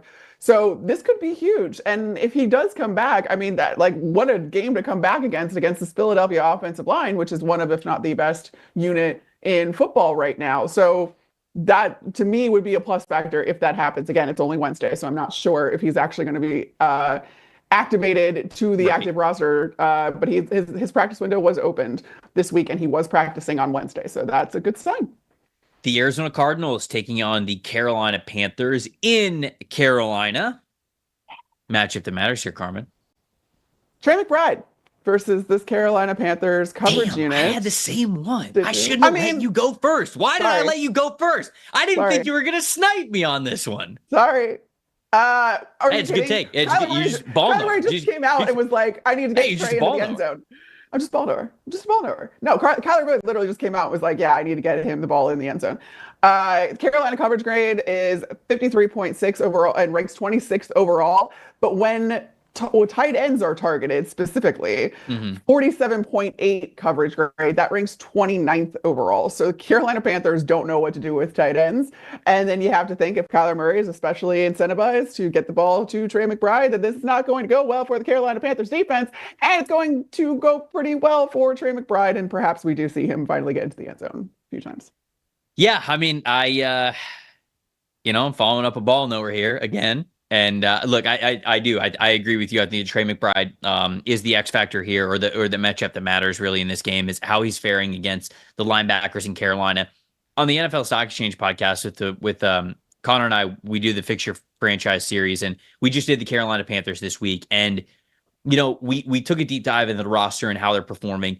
I don't think it can really be understated how much losing both Frankie Louvu and Shaq Thompson meant to them. And I understand Shaq's still on the team, but he tore his Achilles early in the season, and you lost Frankie Louvu in free agency. So comparing what they had at the linebacker level last year with Louvu and Thompson versus what they have now, starting a rookie and Trevin Wallace and then a free agent in Josie Jewell, it's so different. It is so drastically different what you can do, how flexible you can be, and just the impact that they're getting from the second level overall. And so those two guys, Wallace, since week 8, so again, second half of the season, 61.6 coverage grade for Wallace, Josie Jewell, 63.3 coverage grade, McBride since week 8, 630 receiving yards.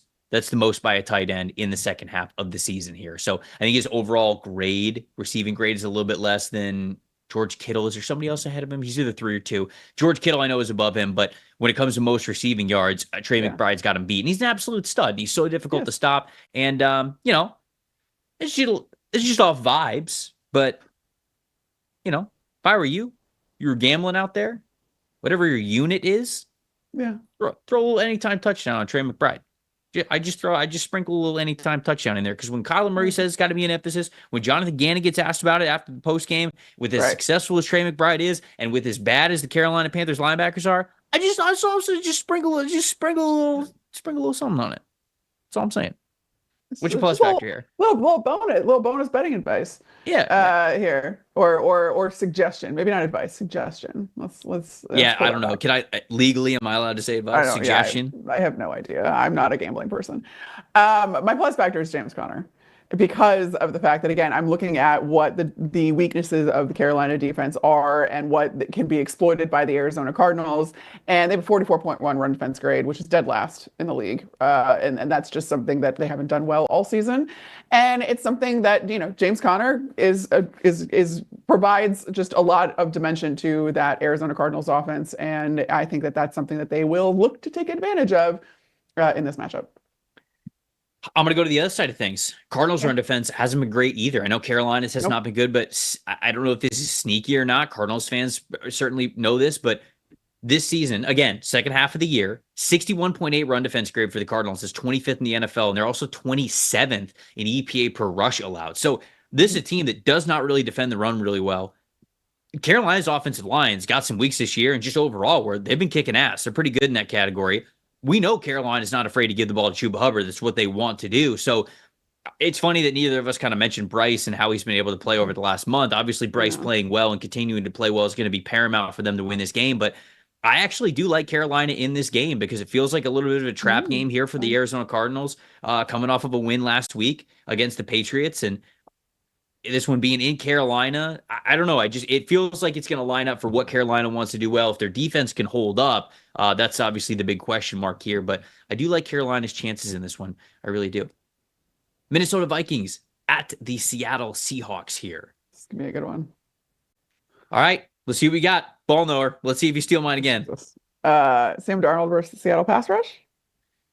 That's not it, but that is a good point. This is a good one. So now I'm just excited to learn. Let's hear it. All right. 4.8% completion rate over expectation when pressured. Sam Darnold has, which is actually fourth best. So he does decently well when pressured. He's got a negative 0.36 EPA per dropback versus pressure, which actually is middle of the pack. It ranks 16th among quarterbacks with a minimum of 100 dropbacks. Minnesota tackles. This is a big part here. They have the sixth best offensive grade this season, but Brian O'Neill was injured in this last game. Mm-hmm. Now, Kevin O'Connell came out yesterday and said Brian O'Neill's knee is sore, but he fully expects him to still be able to play, but he's not going to be at 100%. And this last week in particular, after Brian O'Neill went down, 18th ranked offensive grade is what the Minnesota tackles had. So you go from the sixth best to ranked 18th when Brian O'Neill is taken out of this equation. What's the meme where it's just, explosion in the background? It's fine. Everything's fine. And if you take into account that, this is already a team that was down Christian Darrisaw. They brought in Cam Robinson at the trade deadline. Huge pickup for them because Cam Robinson has been able to kind of fit into this scheme seamlessly, but the tackles are really the strength of this Minnesota O-line because that interior is shaky and again has a lot of room for improvement. So it's really that you rely on those tackles. And as good as Sam Darnold has been against pressure this season under Kevin O'Connell, which is a direct contrast from what he's been like earlier in his career, you look at the Seahawks and they're one of 4 teams to have 5 players with a pressure rate above 10%. They have generated unblocked pressures at the 4th highest rate this season. So again, they kind of do some fun things up front, especially. Mm-hmm. And it's that Mike McDonald defense. And that's going to be a really interesting kind of matchup to see how Sam handles the pressure, if he can handle it well. And more importantly, if Brian O'Neill is able to kind of stand up and hang in there, despite the fact that he's not going to be at 100%. My matchup that matters here is the receivers for the Minnesota Vikings, which include TJ Hockenson. So I'm talking about Justin Jefferson, Jordan Addison, and TJ Hockenson going up against the Seattle coverage unit. When you look at those 3 pass catchers, all 3 of them have receiving grades above 83.0 over the last month. That is a really good streak that these guys are on. And you contrast that with a coverage unit that is really struggling. Seattle over the last month, 52.6 coverage grade as a team. And last week in particular, Their 29.6 coverage grade was the lowest single game team coverage grade in Seattle Seahawks history in the PFF era, which goes back to 2006. I believe that stat would go all the way back to 2006. They had one forced incompletion last week, and it was in the final 2 minutes of the game. So you're talking about a unit that is humming in the passing game. Yeah. And the other side of the coin is really struggling. So if the Seahawks corners and just coverage unit overall does not improve their floor, Minnesota could blow them out of their own building. I mean, they could run up the score on them. I really do believe that. So they got to step up on that side of things. They've got to be able to slow down those three really great receivers that the Minnesota Vikings have. And then on the other side of things, another major weakness for the Seattle Seahawks, my plus factor here, is just the offensive line overall. Seattle Seahawks offensive line, specifically the interior offensive line last week, 38.5 overall grade, 28.9 in pass protection, 46.2 in run blocking, 14 pressures allowed, and 3 sacks. I'm just talking about the 3 interior offensive linemen. I'm not even talking about the entire offensive line as a whole. 4 pressures and 3 sacks allowed just from the interior offensive linemen. The Seahawks went through so many struggles with their right tackle spot when Abe Lucas wasn't out there. Now he is back out there. So him and Charles Crosser, at least you've got your bookend tackles, the guys that you love at the tackle position, but still the offensive line is not as good as it needs to be. Right. Carmen, they are second in the NFL in most pressures given up this year to only the New England Patriots, and they're not even that far behind. We talk about the Patriots offensive line like it's not even an NFL offensive line. Right, they've given up 197 pressures this season. The Seahawks have given up 190. They're only 7 pressures behind them. Ouch.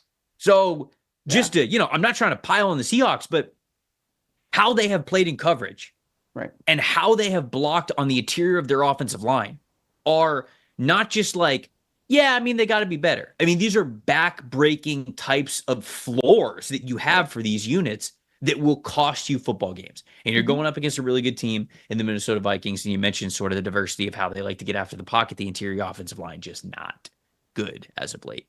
Who's your plus factor? It goes along with what you were talking about in your matchup that matters, and it is Jordan Addison. And for all right, so the Seahawks play man coverage about 19.6% of the time, which means they're most of the time they're in zone. They're more evenly split than most, but they're in zone quite a bit. Sam Darnold has faced zone coverage at the 3rd highest rate this season.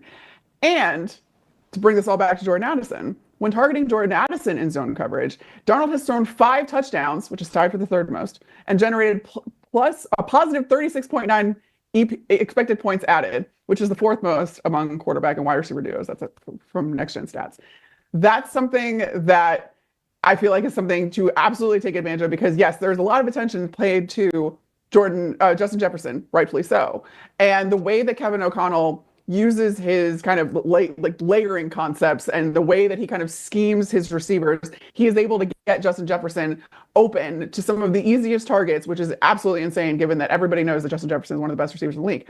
But all of that attention paid to Justin Jefferson then stretches you thin elsewhere, which is what you were talking about with Jordan Addison. And when you talk about team tendencies and the fact that the Seahawks play a lot of zone, and that Sam Darnold has been able to find Jordan Addison in zone quite a bit and be so productive, scoring with Jordan Addison. And it's a lot of this is these catch and runs, these long explosive plays to Jordan Addison, where he's really good at finding the soft spot in the zone, and Sam Darnold's really good at recognizing it, and they're just on the same page in that way.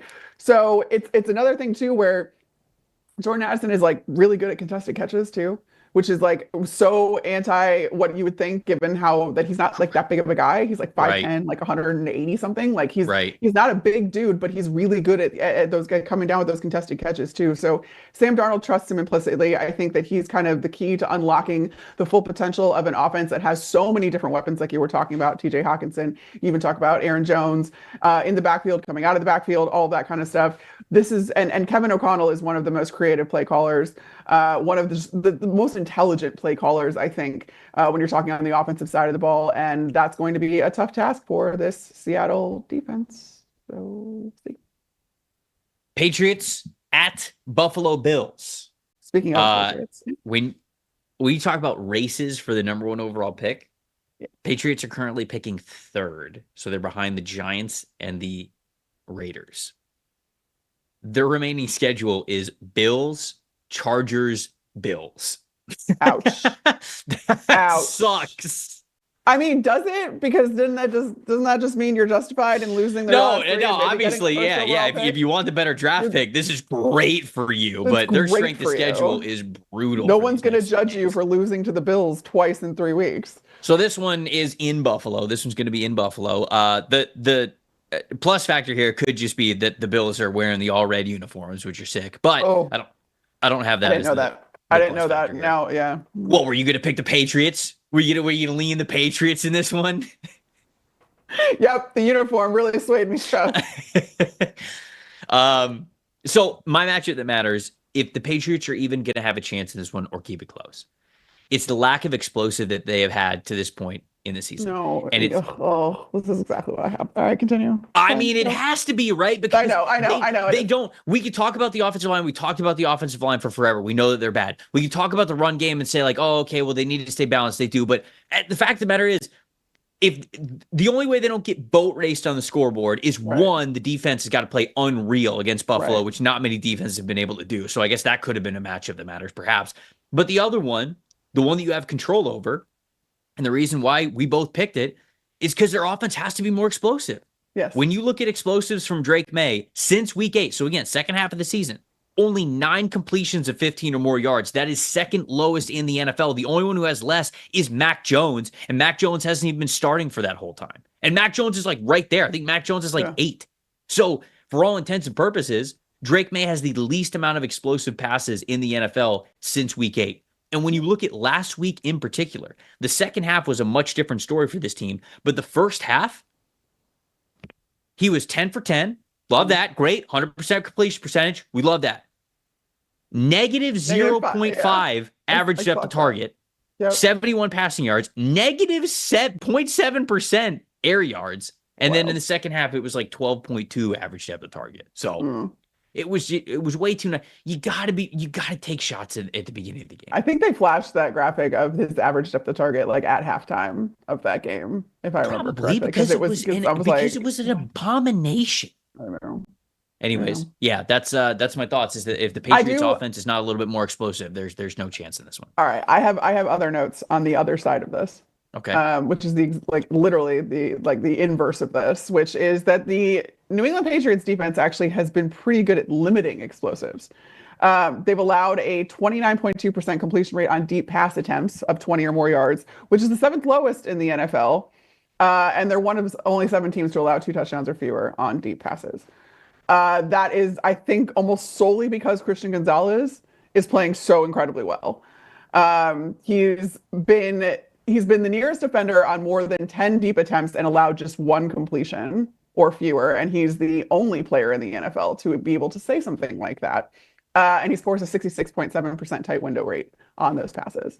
So he's playing incredibly well. The entire unit then is better at limiting explosives. Now, they haven't played Josh Allen yet.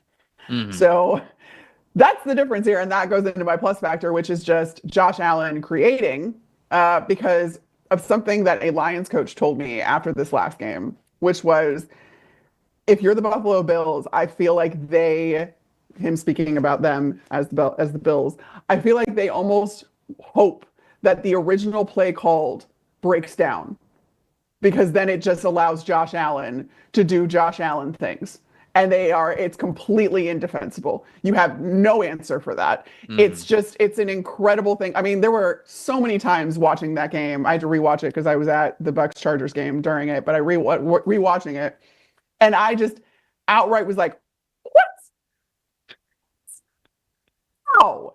And like that was that's the coaching experience against Josh Allen too. It's not just me as a fan being like, oh my God, it's the coaches up in the booth being like, all right, the play that they called, we have an answer for it. But then you don't have an answer for Josh Allen just launching a 50-yard pass off platform while he's running out of bounds at like over 8 miles. Just absolutely wild. So I thought I would share. That was a direct quote from a Lions coach, just being like, I feel like the Bills actually hope that the original play breaks down. That way. Well, that's I mean, I don't know about hope, but it is like, to your point, there's every single time the Bills snap the ball and Josh Allen is holding on to really just dropbacks, every single time there's a dropback for the Buffalo Bills, there's two plays. There's one that you called, and then there's the other one which that Josh Allen makes up. No one knows until it's going on. And Josh Allen doesn't even know until it's going on. Right, but there's nobody in the NFL that you'd rather be in that situation than Josh Allen. I mean, like, obviously, like, Patrick Mahomes could certainly be in that conversation, but this year, the way that Josh Allen is playing, you got to give him that nod and that respect. My plus factor here, I'll stick with the Bills' offensive player. I'll go with Ty Johnson, the running back, because he was such a versatile weapon for them last week. 9 rushing yards. Okay, that's not great on 2 carries. Who cares?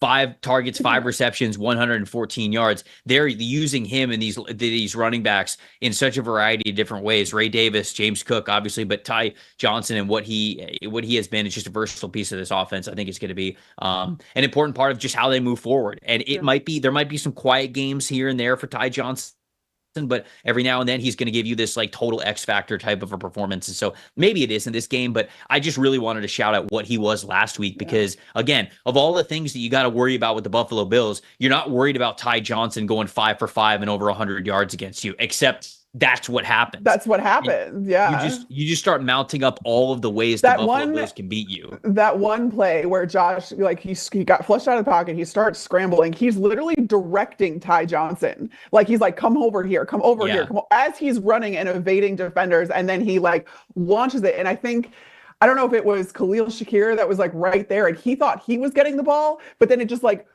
inches past him right into Ty Johnson. So I was like, what even was that? What even was that? Crazy. Wild. It's so much fun to watch Josh Allen this year. It really is. The Jacksonville Jaguars traveling to Las Vegas to take on the Raiders. Huge game when it comes to NFL draft implications. I mentioned that if the Raiders would have beaten the Atlanta Falcons, they would have dropped from number 1 in the NFL draft all the way to number 7 because of their strength of schedule. Jags, they won against the Titans a couple of weeks ago, and they dropped from that number 1 overall spot. They'd like to climb a little bit higher, currently picking at number 4 overall. I'll start with this one. Okay. The matchup that matters is whoever's coverage is worse. To me, like, that's the story of this game. Yeah. Both of these teams stink at covering anybody.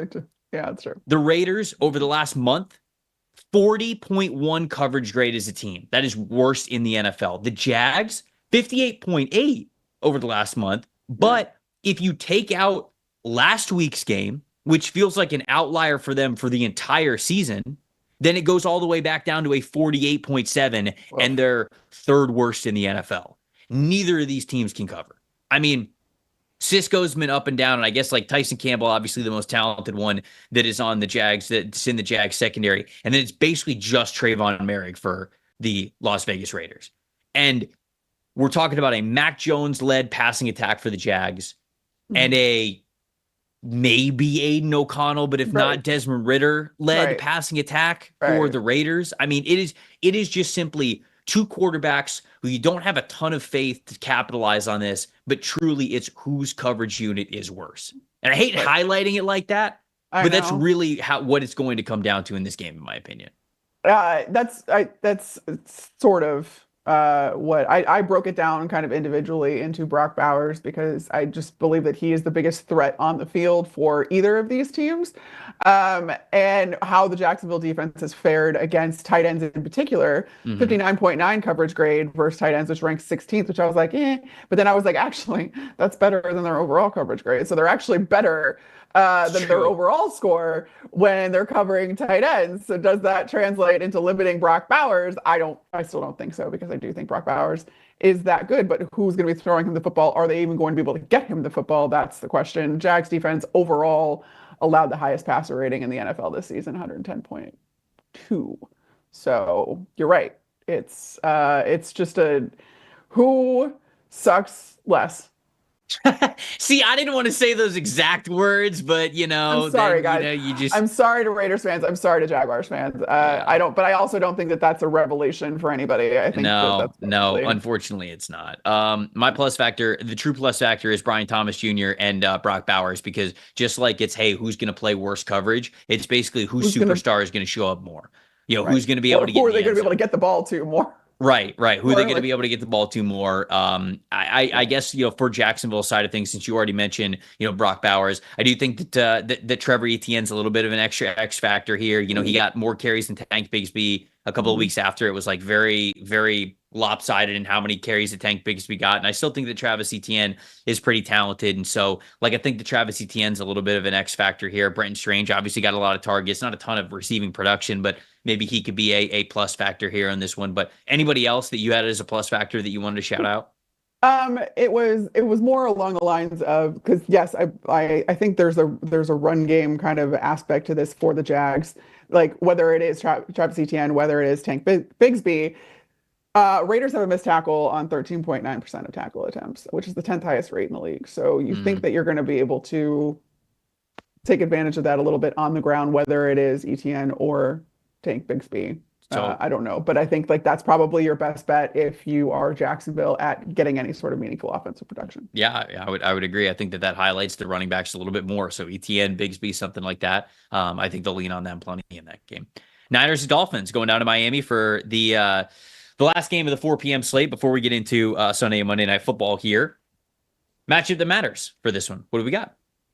I did Chop Robinson against the San Francisco offensive line because it looks like Trent Williams could. Kyle Shanahan came out today and said that he may not return this season, which I think probably translates to if they lose one more game when they're completely out of the playoff hunt, they're going to shut him down. But he's not going to. It doesn't sound like he's going to be ready to go at all this week. And how does the San Francisco O-line deal with a guy like Chop Robinson? He's generated 31 pressures since week 8, which is tied for the 4th most in the NFL over that span.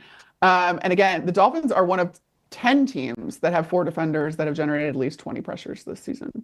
So that's another thing where, the Dolphins defensive line is, especially recently, and Chop Robinson especially, has been able to kind of generate some and become, I'm not going to go as far as say game record, but impact the game. And when you're down your best offensive lineman in San Francisco, that's proven to matter over the last few weeks that Trent Williams has not been available. I'm very curious to see how the Niners play against the Dolphins. And I think that it will be a telltale sign for sort of both teams what they are going to do here. Because last week, the Houston Texans played more cover 2 against Tua than they ever have this season against any other quarterback. And the reason why you do it, the reason why you go away from a strength of your team, because the Texans are built to be a cover 3, cover 1 team. They're built to be a single high safety team. Not that they don't have some snaps, obviously, with 2 safeties there. And you like to disguise it a little bit. Sometimes, for example, on a couple of the turnover worthy plays for Tua, they're playing in inverted cover 2. So technically it's like 2 deep players, but a safety's coming in, whatever. They don't play a lot of just like cover 2. But the book on Tua is if you don't let him complete those deep balls to Tyreek Hill, Jalen Waddle, Jonnu Smith this year, whoever it is, he doesn't really have the efficiency to be able to dink and dunk you enough underneath to really beat you. Houston completely went in that direction. They went against what their strengths are, how their defense is set up, and they played, again, more cover 2 than they had last week than any other week. The results, 2 turnover-worthy plays, 2 interceptions, and a 36.4 passing grade for Tua. Now, the Niners, much like the Texans, don't play the majority of their snaps in cover 2. They play a lot of cover 1, cover 3. More than 50% of the time, they're playing one of those 2 deployments. And when it comes to cover 2, they are less than 20%. And that's including quarters. So I'm talking about 2 deep, 2-man quarters. They're right around like 20% total. So for them to play the majority of their snaps in cover 2, or at least, if we get into like 30-ish, 40-ish% cover 2, that would be a total identity shift for what we are used to seeing for the Niners. If they are also willing to do it, and if Tua once again struggles, Miami's got a big problem. Miami's got a huge problem going into next season. If the blueprint is that easy. Because it's like the blueprint has been out there for Tua for a little bit. But if you've now got teams whose total defensive coverage structure and identity is to not really play the majority of their snaps in cover 2, and even they are willing to go to it more, you are way too defendable, coverable whatever you want to say. Predictable. And so I am really looking forward to seeing that part of the chess matchup, because to me, that's a much bigger long-term answer and something that is a bigger takeaway for this game than these two teams who really don't have playoff shots anymore. Yeah. That's going to be really interesting. I keep going back to this because I can't really figure out what's happened that Miami has departed so far from the run game. They have just not been an effective run team this year. They've totaled run the football, negative 257 rushing yards over expectation on runs this year, which is I don't really understand what's happened between last year and this year where the Dolphins were so good at it. And again, you look at a guy like Mike McDaniel who comes from the Kyle Shanahan tree, and what does Kyle Shanahan do really well? He runs the ball really well. And that was kind of the MO too of the Miami Dolphins, that like, you have Tyreek Hill, you have Jalen Waddle, but you also have this very multiple and dynamic run game that you can fall back on, or that just adds dimension to your offense again.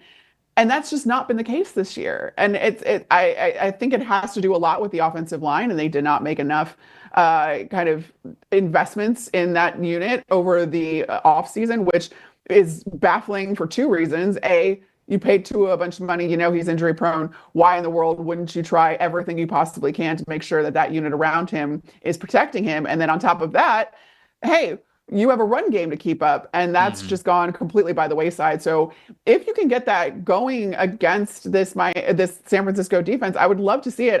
It hasn't happened. I've been left wanting for most of the season with the Miami Dolphins offense when it comes to the run game. I'll go Deebo Samuel. I feel like one of us has to say it, right?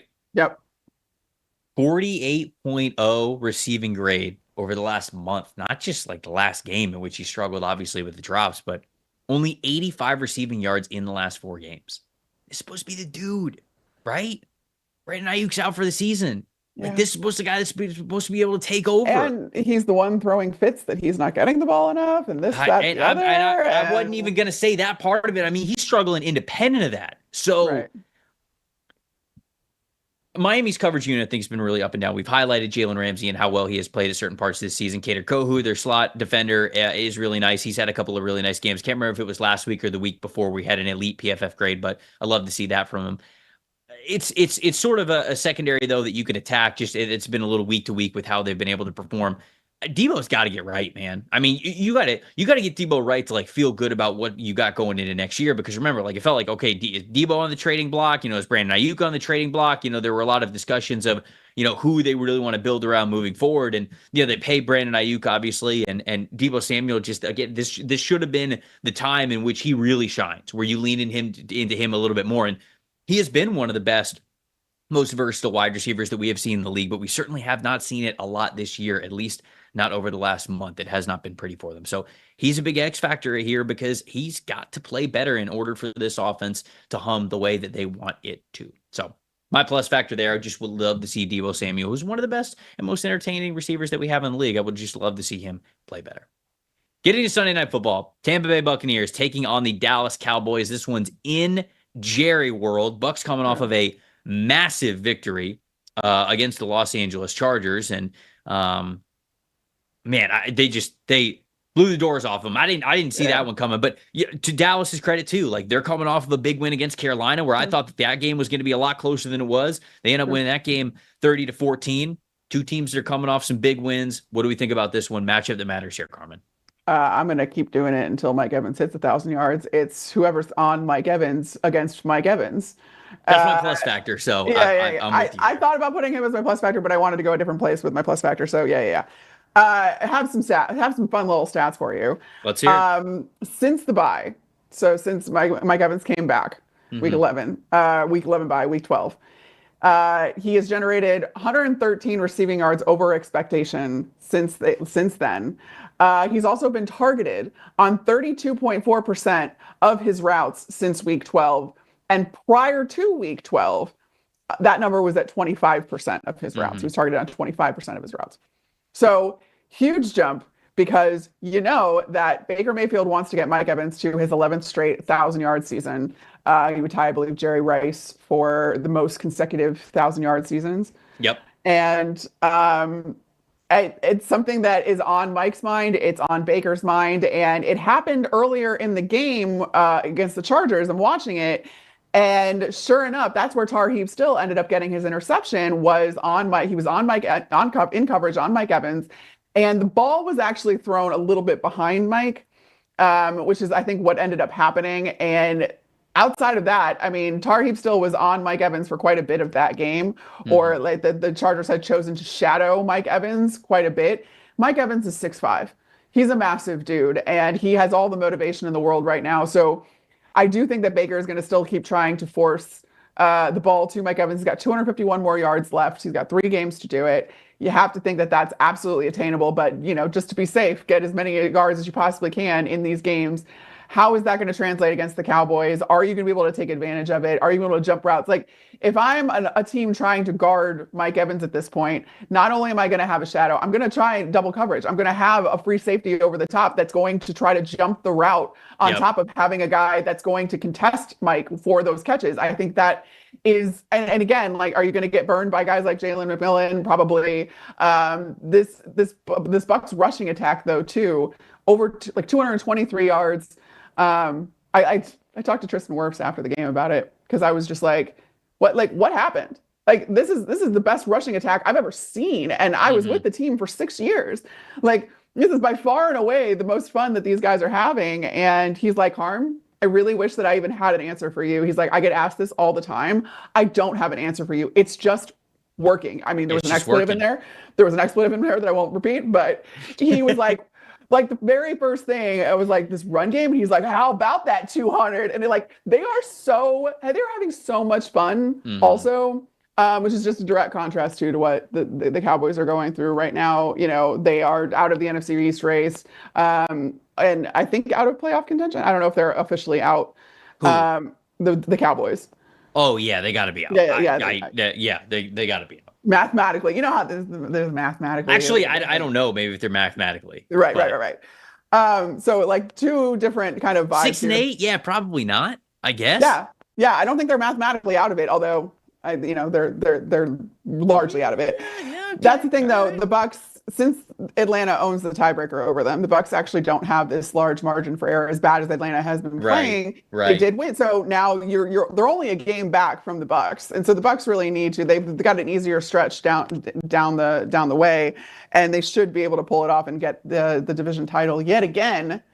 But I really do think that the matchup that matters here is just you have to try and limit Mike Evans, because not only is Baker trying to get him to the 1,000 yards, but I mean, Mike Evans was in the end zone, and Mike Evans was like he's gonna get him production either way, and Mike Evans is going to end up getting the offense production either way, and that's how you end up scoring 40 on one of the league's best defenses. Yeah, I mean, Mike is also my plus factor here because he's a big deal in how explosive this offense is. But I'll flip to the other side just for a little bonus plus factor before I get to my matchup that matters. And Tyke Smith playing the slot, how he plays against CeeDee Lamb. I'm really looking forward to this one. I think that he is absolutely going to be up to the challenge for it.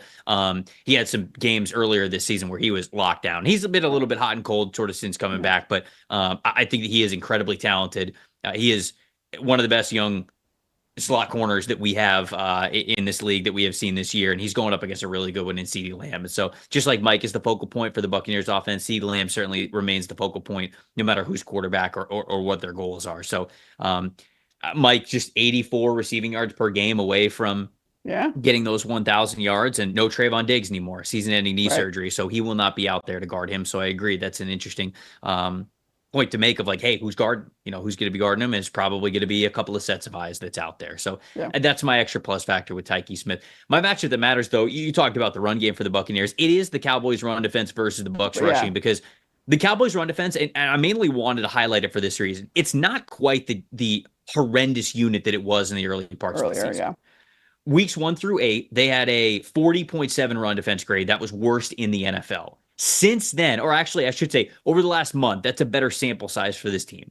67.7 run defense grade. That's 15th in the NFL. So it's a hell of a lot better than dead last. So this is definitely getting a lot better. Not that it's the total strength of this team, but a lot better. And you mentioned they're going up against a Bucs rushing attack that, whether you want to look at the parameters for every game this season, since week 8, last month, they have been a top 10 rushing offense in the Look NFL. At God. Look at God, Trev. Look, Jason Light knows how to build the damn trenches, man. I give him so much credit for that because, I talked about some of the struggles that the Bucs had along their offensive line really 2 years ago. I think I was having a lot of these conversations, and I was trying to give people context about it and saying, like, look, you got to understand, Ryan Jensen suffers the injury and it ends his career before he was ready.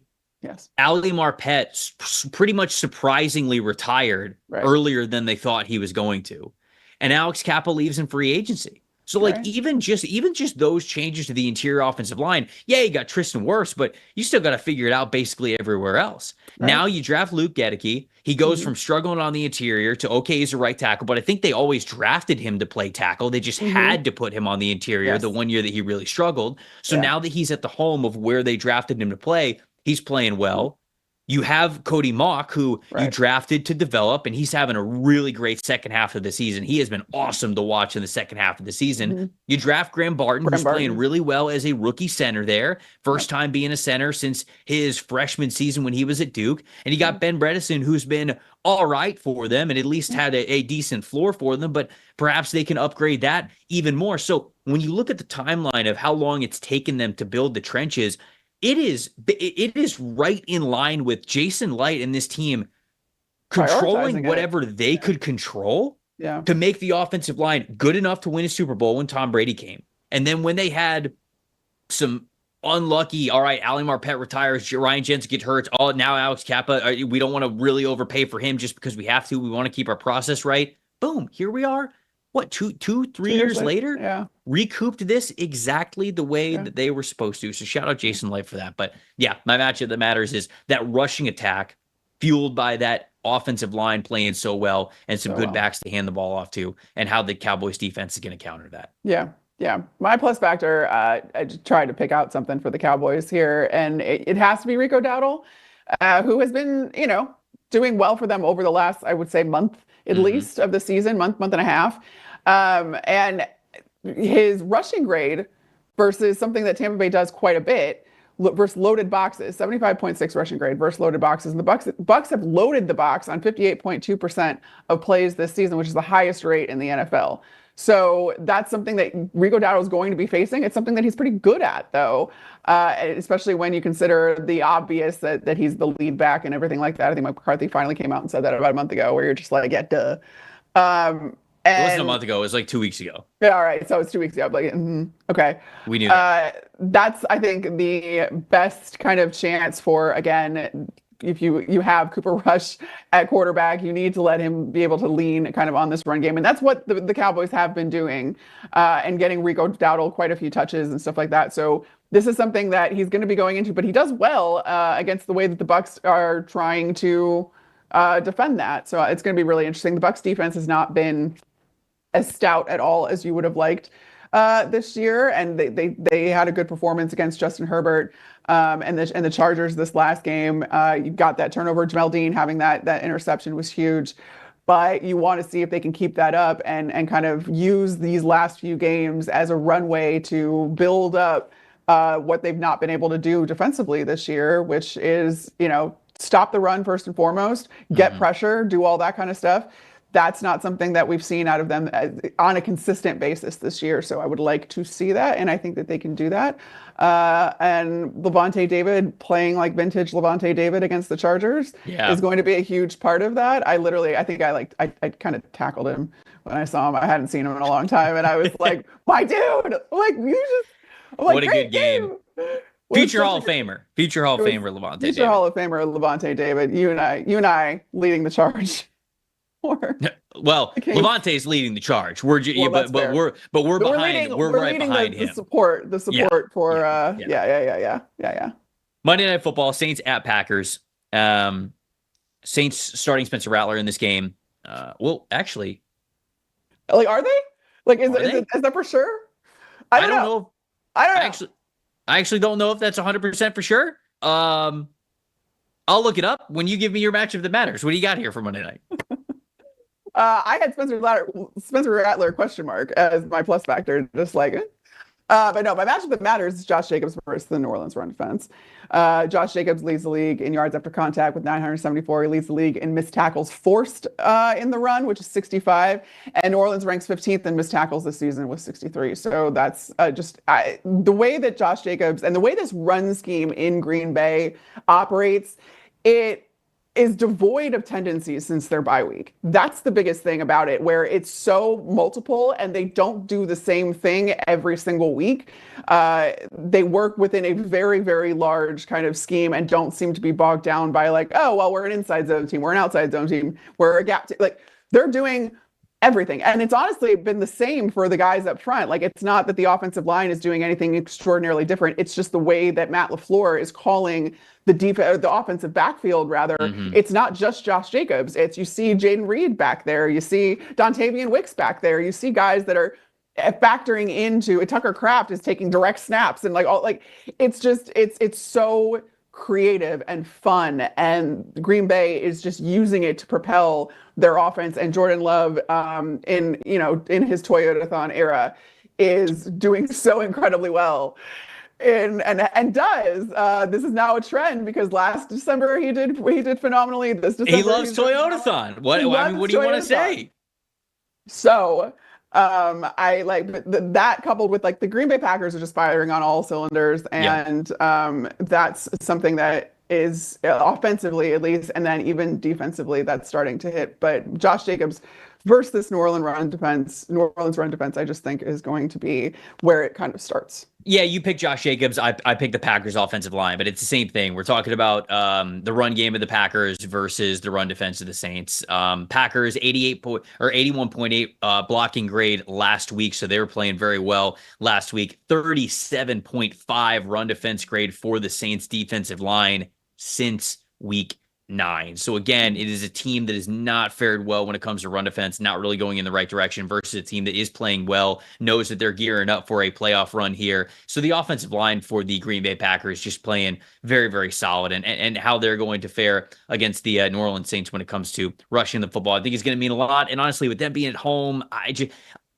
sort of believe in the Saints when it comes to like them playing in the dome, because again, there's all sorts of voodoo that goes on with the New Orleans Saints when they play in New Orleans, and it feels like they can beat anybody. But with this one being in Green Bay, it's hard to see them not imposing their will against this Saints defensive line, because they have done so against most teams in the NFL already. So tough matchup for the Saints there. My plus factor is Kool-Aid McKinstry, because with some of the injuries, obviously the trading of Marshawn Lattimore that the Saints have gone through in the secondary, Kool-Aid has had to step up. 57.7 coverage grade over the last 3 games. Alontae Taylor on the other side has struggled. So I've actually got more faith in Kool-Aid McKinstry to be this team's top cornerback than I do anybody else, despite him being a rookie and not getting a ton of playing time until Marshawn Lattimore is traded and until Paulson Adebo went down with that injury. So I liked Kool-Aid McKinstry a good amount when he was coming out of the draft. I feel like he's a very natural when it comes to man coverage, but something that I was worried about with him was acclimating to NFL speeds. And we saw that last week in the touchdown that he gave up.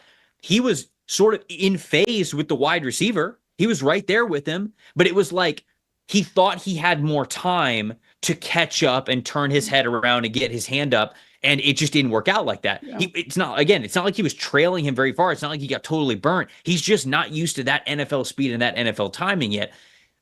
The way in the pace and almost the confidence in which he played when he was at Alabama in those man coverage situations, I loved it. But I figured he was going to get his lumps in the NFL before he learned, like, oh, okay, I gotta speed this up a little bit here. So I think he has been playing a little bit better as of late. I know I mentioned that he struggled last week, but his coverage grade not entirely bad since really becoming a regular contributor for them. So to me, he's the ultimate plus factor, because you got a lot of weapons that you got to cover in this Packers offense, and I think Kool-Aid McKinstry's got to be able to handle one of them pretty well if the Saints want to have a chance in this one. So Spencer Rattler, we'll see if he plays all that other stuff. But I think Spencer Rattler's going to start. Yeah. So what I really want to highlight, though, in the plus factor here is that the biggest concern with the Packers as a team up until their bye week was the lack of a pass rush. They were not getting pressure up front. They were, a lot of that was being masked by the fact that you had guys like Xavier McKinney picking the ball off seemingly every other play. He had that streak to start the season where he had an interception a game. all that kind of stuff. You were getting takeaways, and that was masking the issue of just not being able to get any sort of pressure up front or really factor into affecting the quarterback. That has changed dramatically since their bye week. And Jeff Hafley, it's his first year as defensive coordinator. He switched the Packers scheme back to a 3-4 for the first time in 15 years that the Packers are running a 4-3 defense. And the way that manifests with how fluid schemes are these days is the guys that you have available the team was built around a 3-4 defense. So you got guys that are more suited as an outside backer versus a 4-3 D end. And that's why you saw Preston Smith end up, being traded away, all that kind of stuff. Since the bye, the Packers are tied for the most sacks in the league with 16. They are top 10 in pressure percentage up front. Like, it's all really good things that you're now like, all right, everything's starting to work in conjunction with each other now, because you're still getting the takeaways, but you're also getting the pressure up front. You're affecting quarterbacks. And that was the biggest concern, and maybe the only concern really with this team. And now you have the offense, which we just talked about, is incredibly fun. It's incredibly diverse, incredibly multiple. And now you can say the same thing about this defense on the other side of their bye. I just don't know if there's a team that's better at adjusting at their bye week than the Green Bay Packers. I see it every single year with Matt LaFleur. Before their bye and after their bye, there's something drastically different. They do some things drastically more efficiently. There's whatever, like, the self-scouting that they're able to do is so impressive. And then they fix it. It's not just that they know what's wrong, it's that they fix it. And that has now been the case too with Jeff Hafley. And I think that's music to Packers fans' ears, given how much they were really concerned, and rightfully so, about the fact that this team was not getting any sort of pressure, but now they are. Kind of hitting it hard at the right time. At the right time. The Green Bay Packers are. Just like saying. Just saying. And now they've got that experience. And now I'm like, I really do think, I said this earlier this week on the NFL on Fox podcast, I think that the Packers might be the team that you want to see the least in the playoffs this year. Like, it's like, what to expect with Detroit. Like, they're great. Mm-hmm. Minnesota, I feel like, doesn't get as much recognition as they deserve, but like, what you're getting with the Eagles too, whatever. Mm-hmm. I feel like this Packers team is the quietest, but like the best quietest team. And like, yeah, I think they're really dangerous. I think they're very dangerous. I do too. This is a team that is trending in the right direction. If they keep it up over the next 3 games, this will be one of the hottest teams getting into the postseason, no doubt. Agreed. There we go. 16 games. Friday, Saturday, Sunday, Monday. We covered it all. What a jam-packed football weekend this is, especially when you spin in some college football playoff as well. This is a lot of fun. We will be back with you, but with an accelerated show. We will be doing the preview show on Tuesday next week, because obviously Christmas is on Wednesday. We'll have some Christmas games that we want to make sure that we preview here for the preview show. So it'll be on Tuesday instead of Wednesday. We hope you guys can make it, get into the chat and watch the show. We would love for you to. We'll be back with you next week. For Carmen Vitali, I'm Trevor Sikkema saying thank you so much for watching. Week 17 coming up next. See you guys then.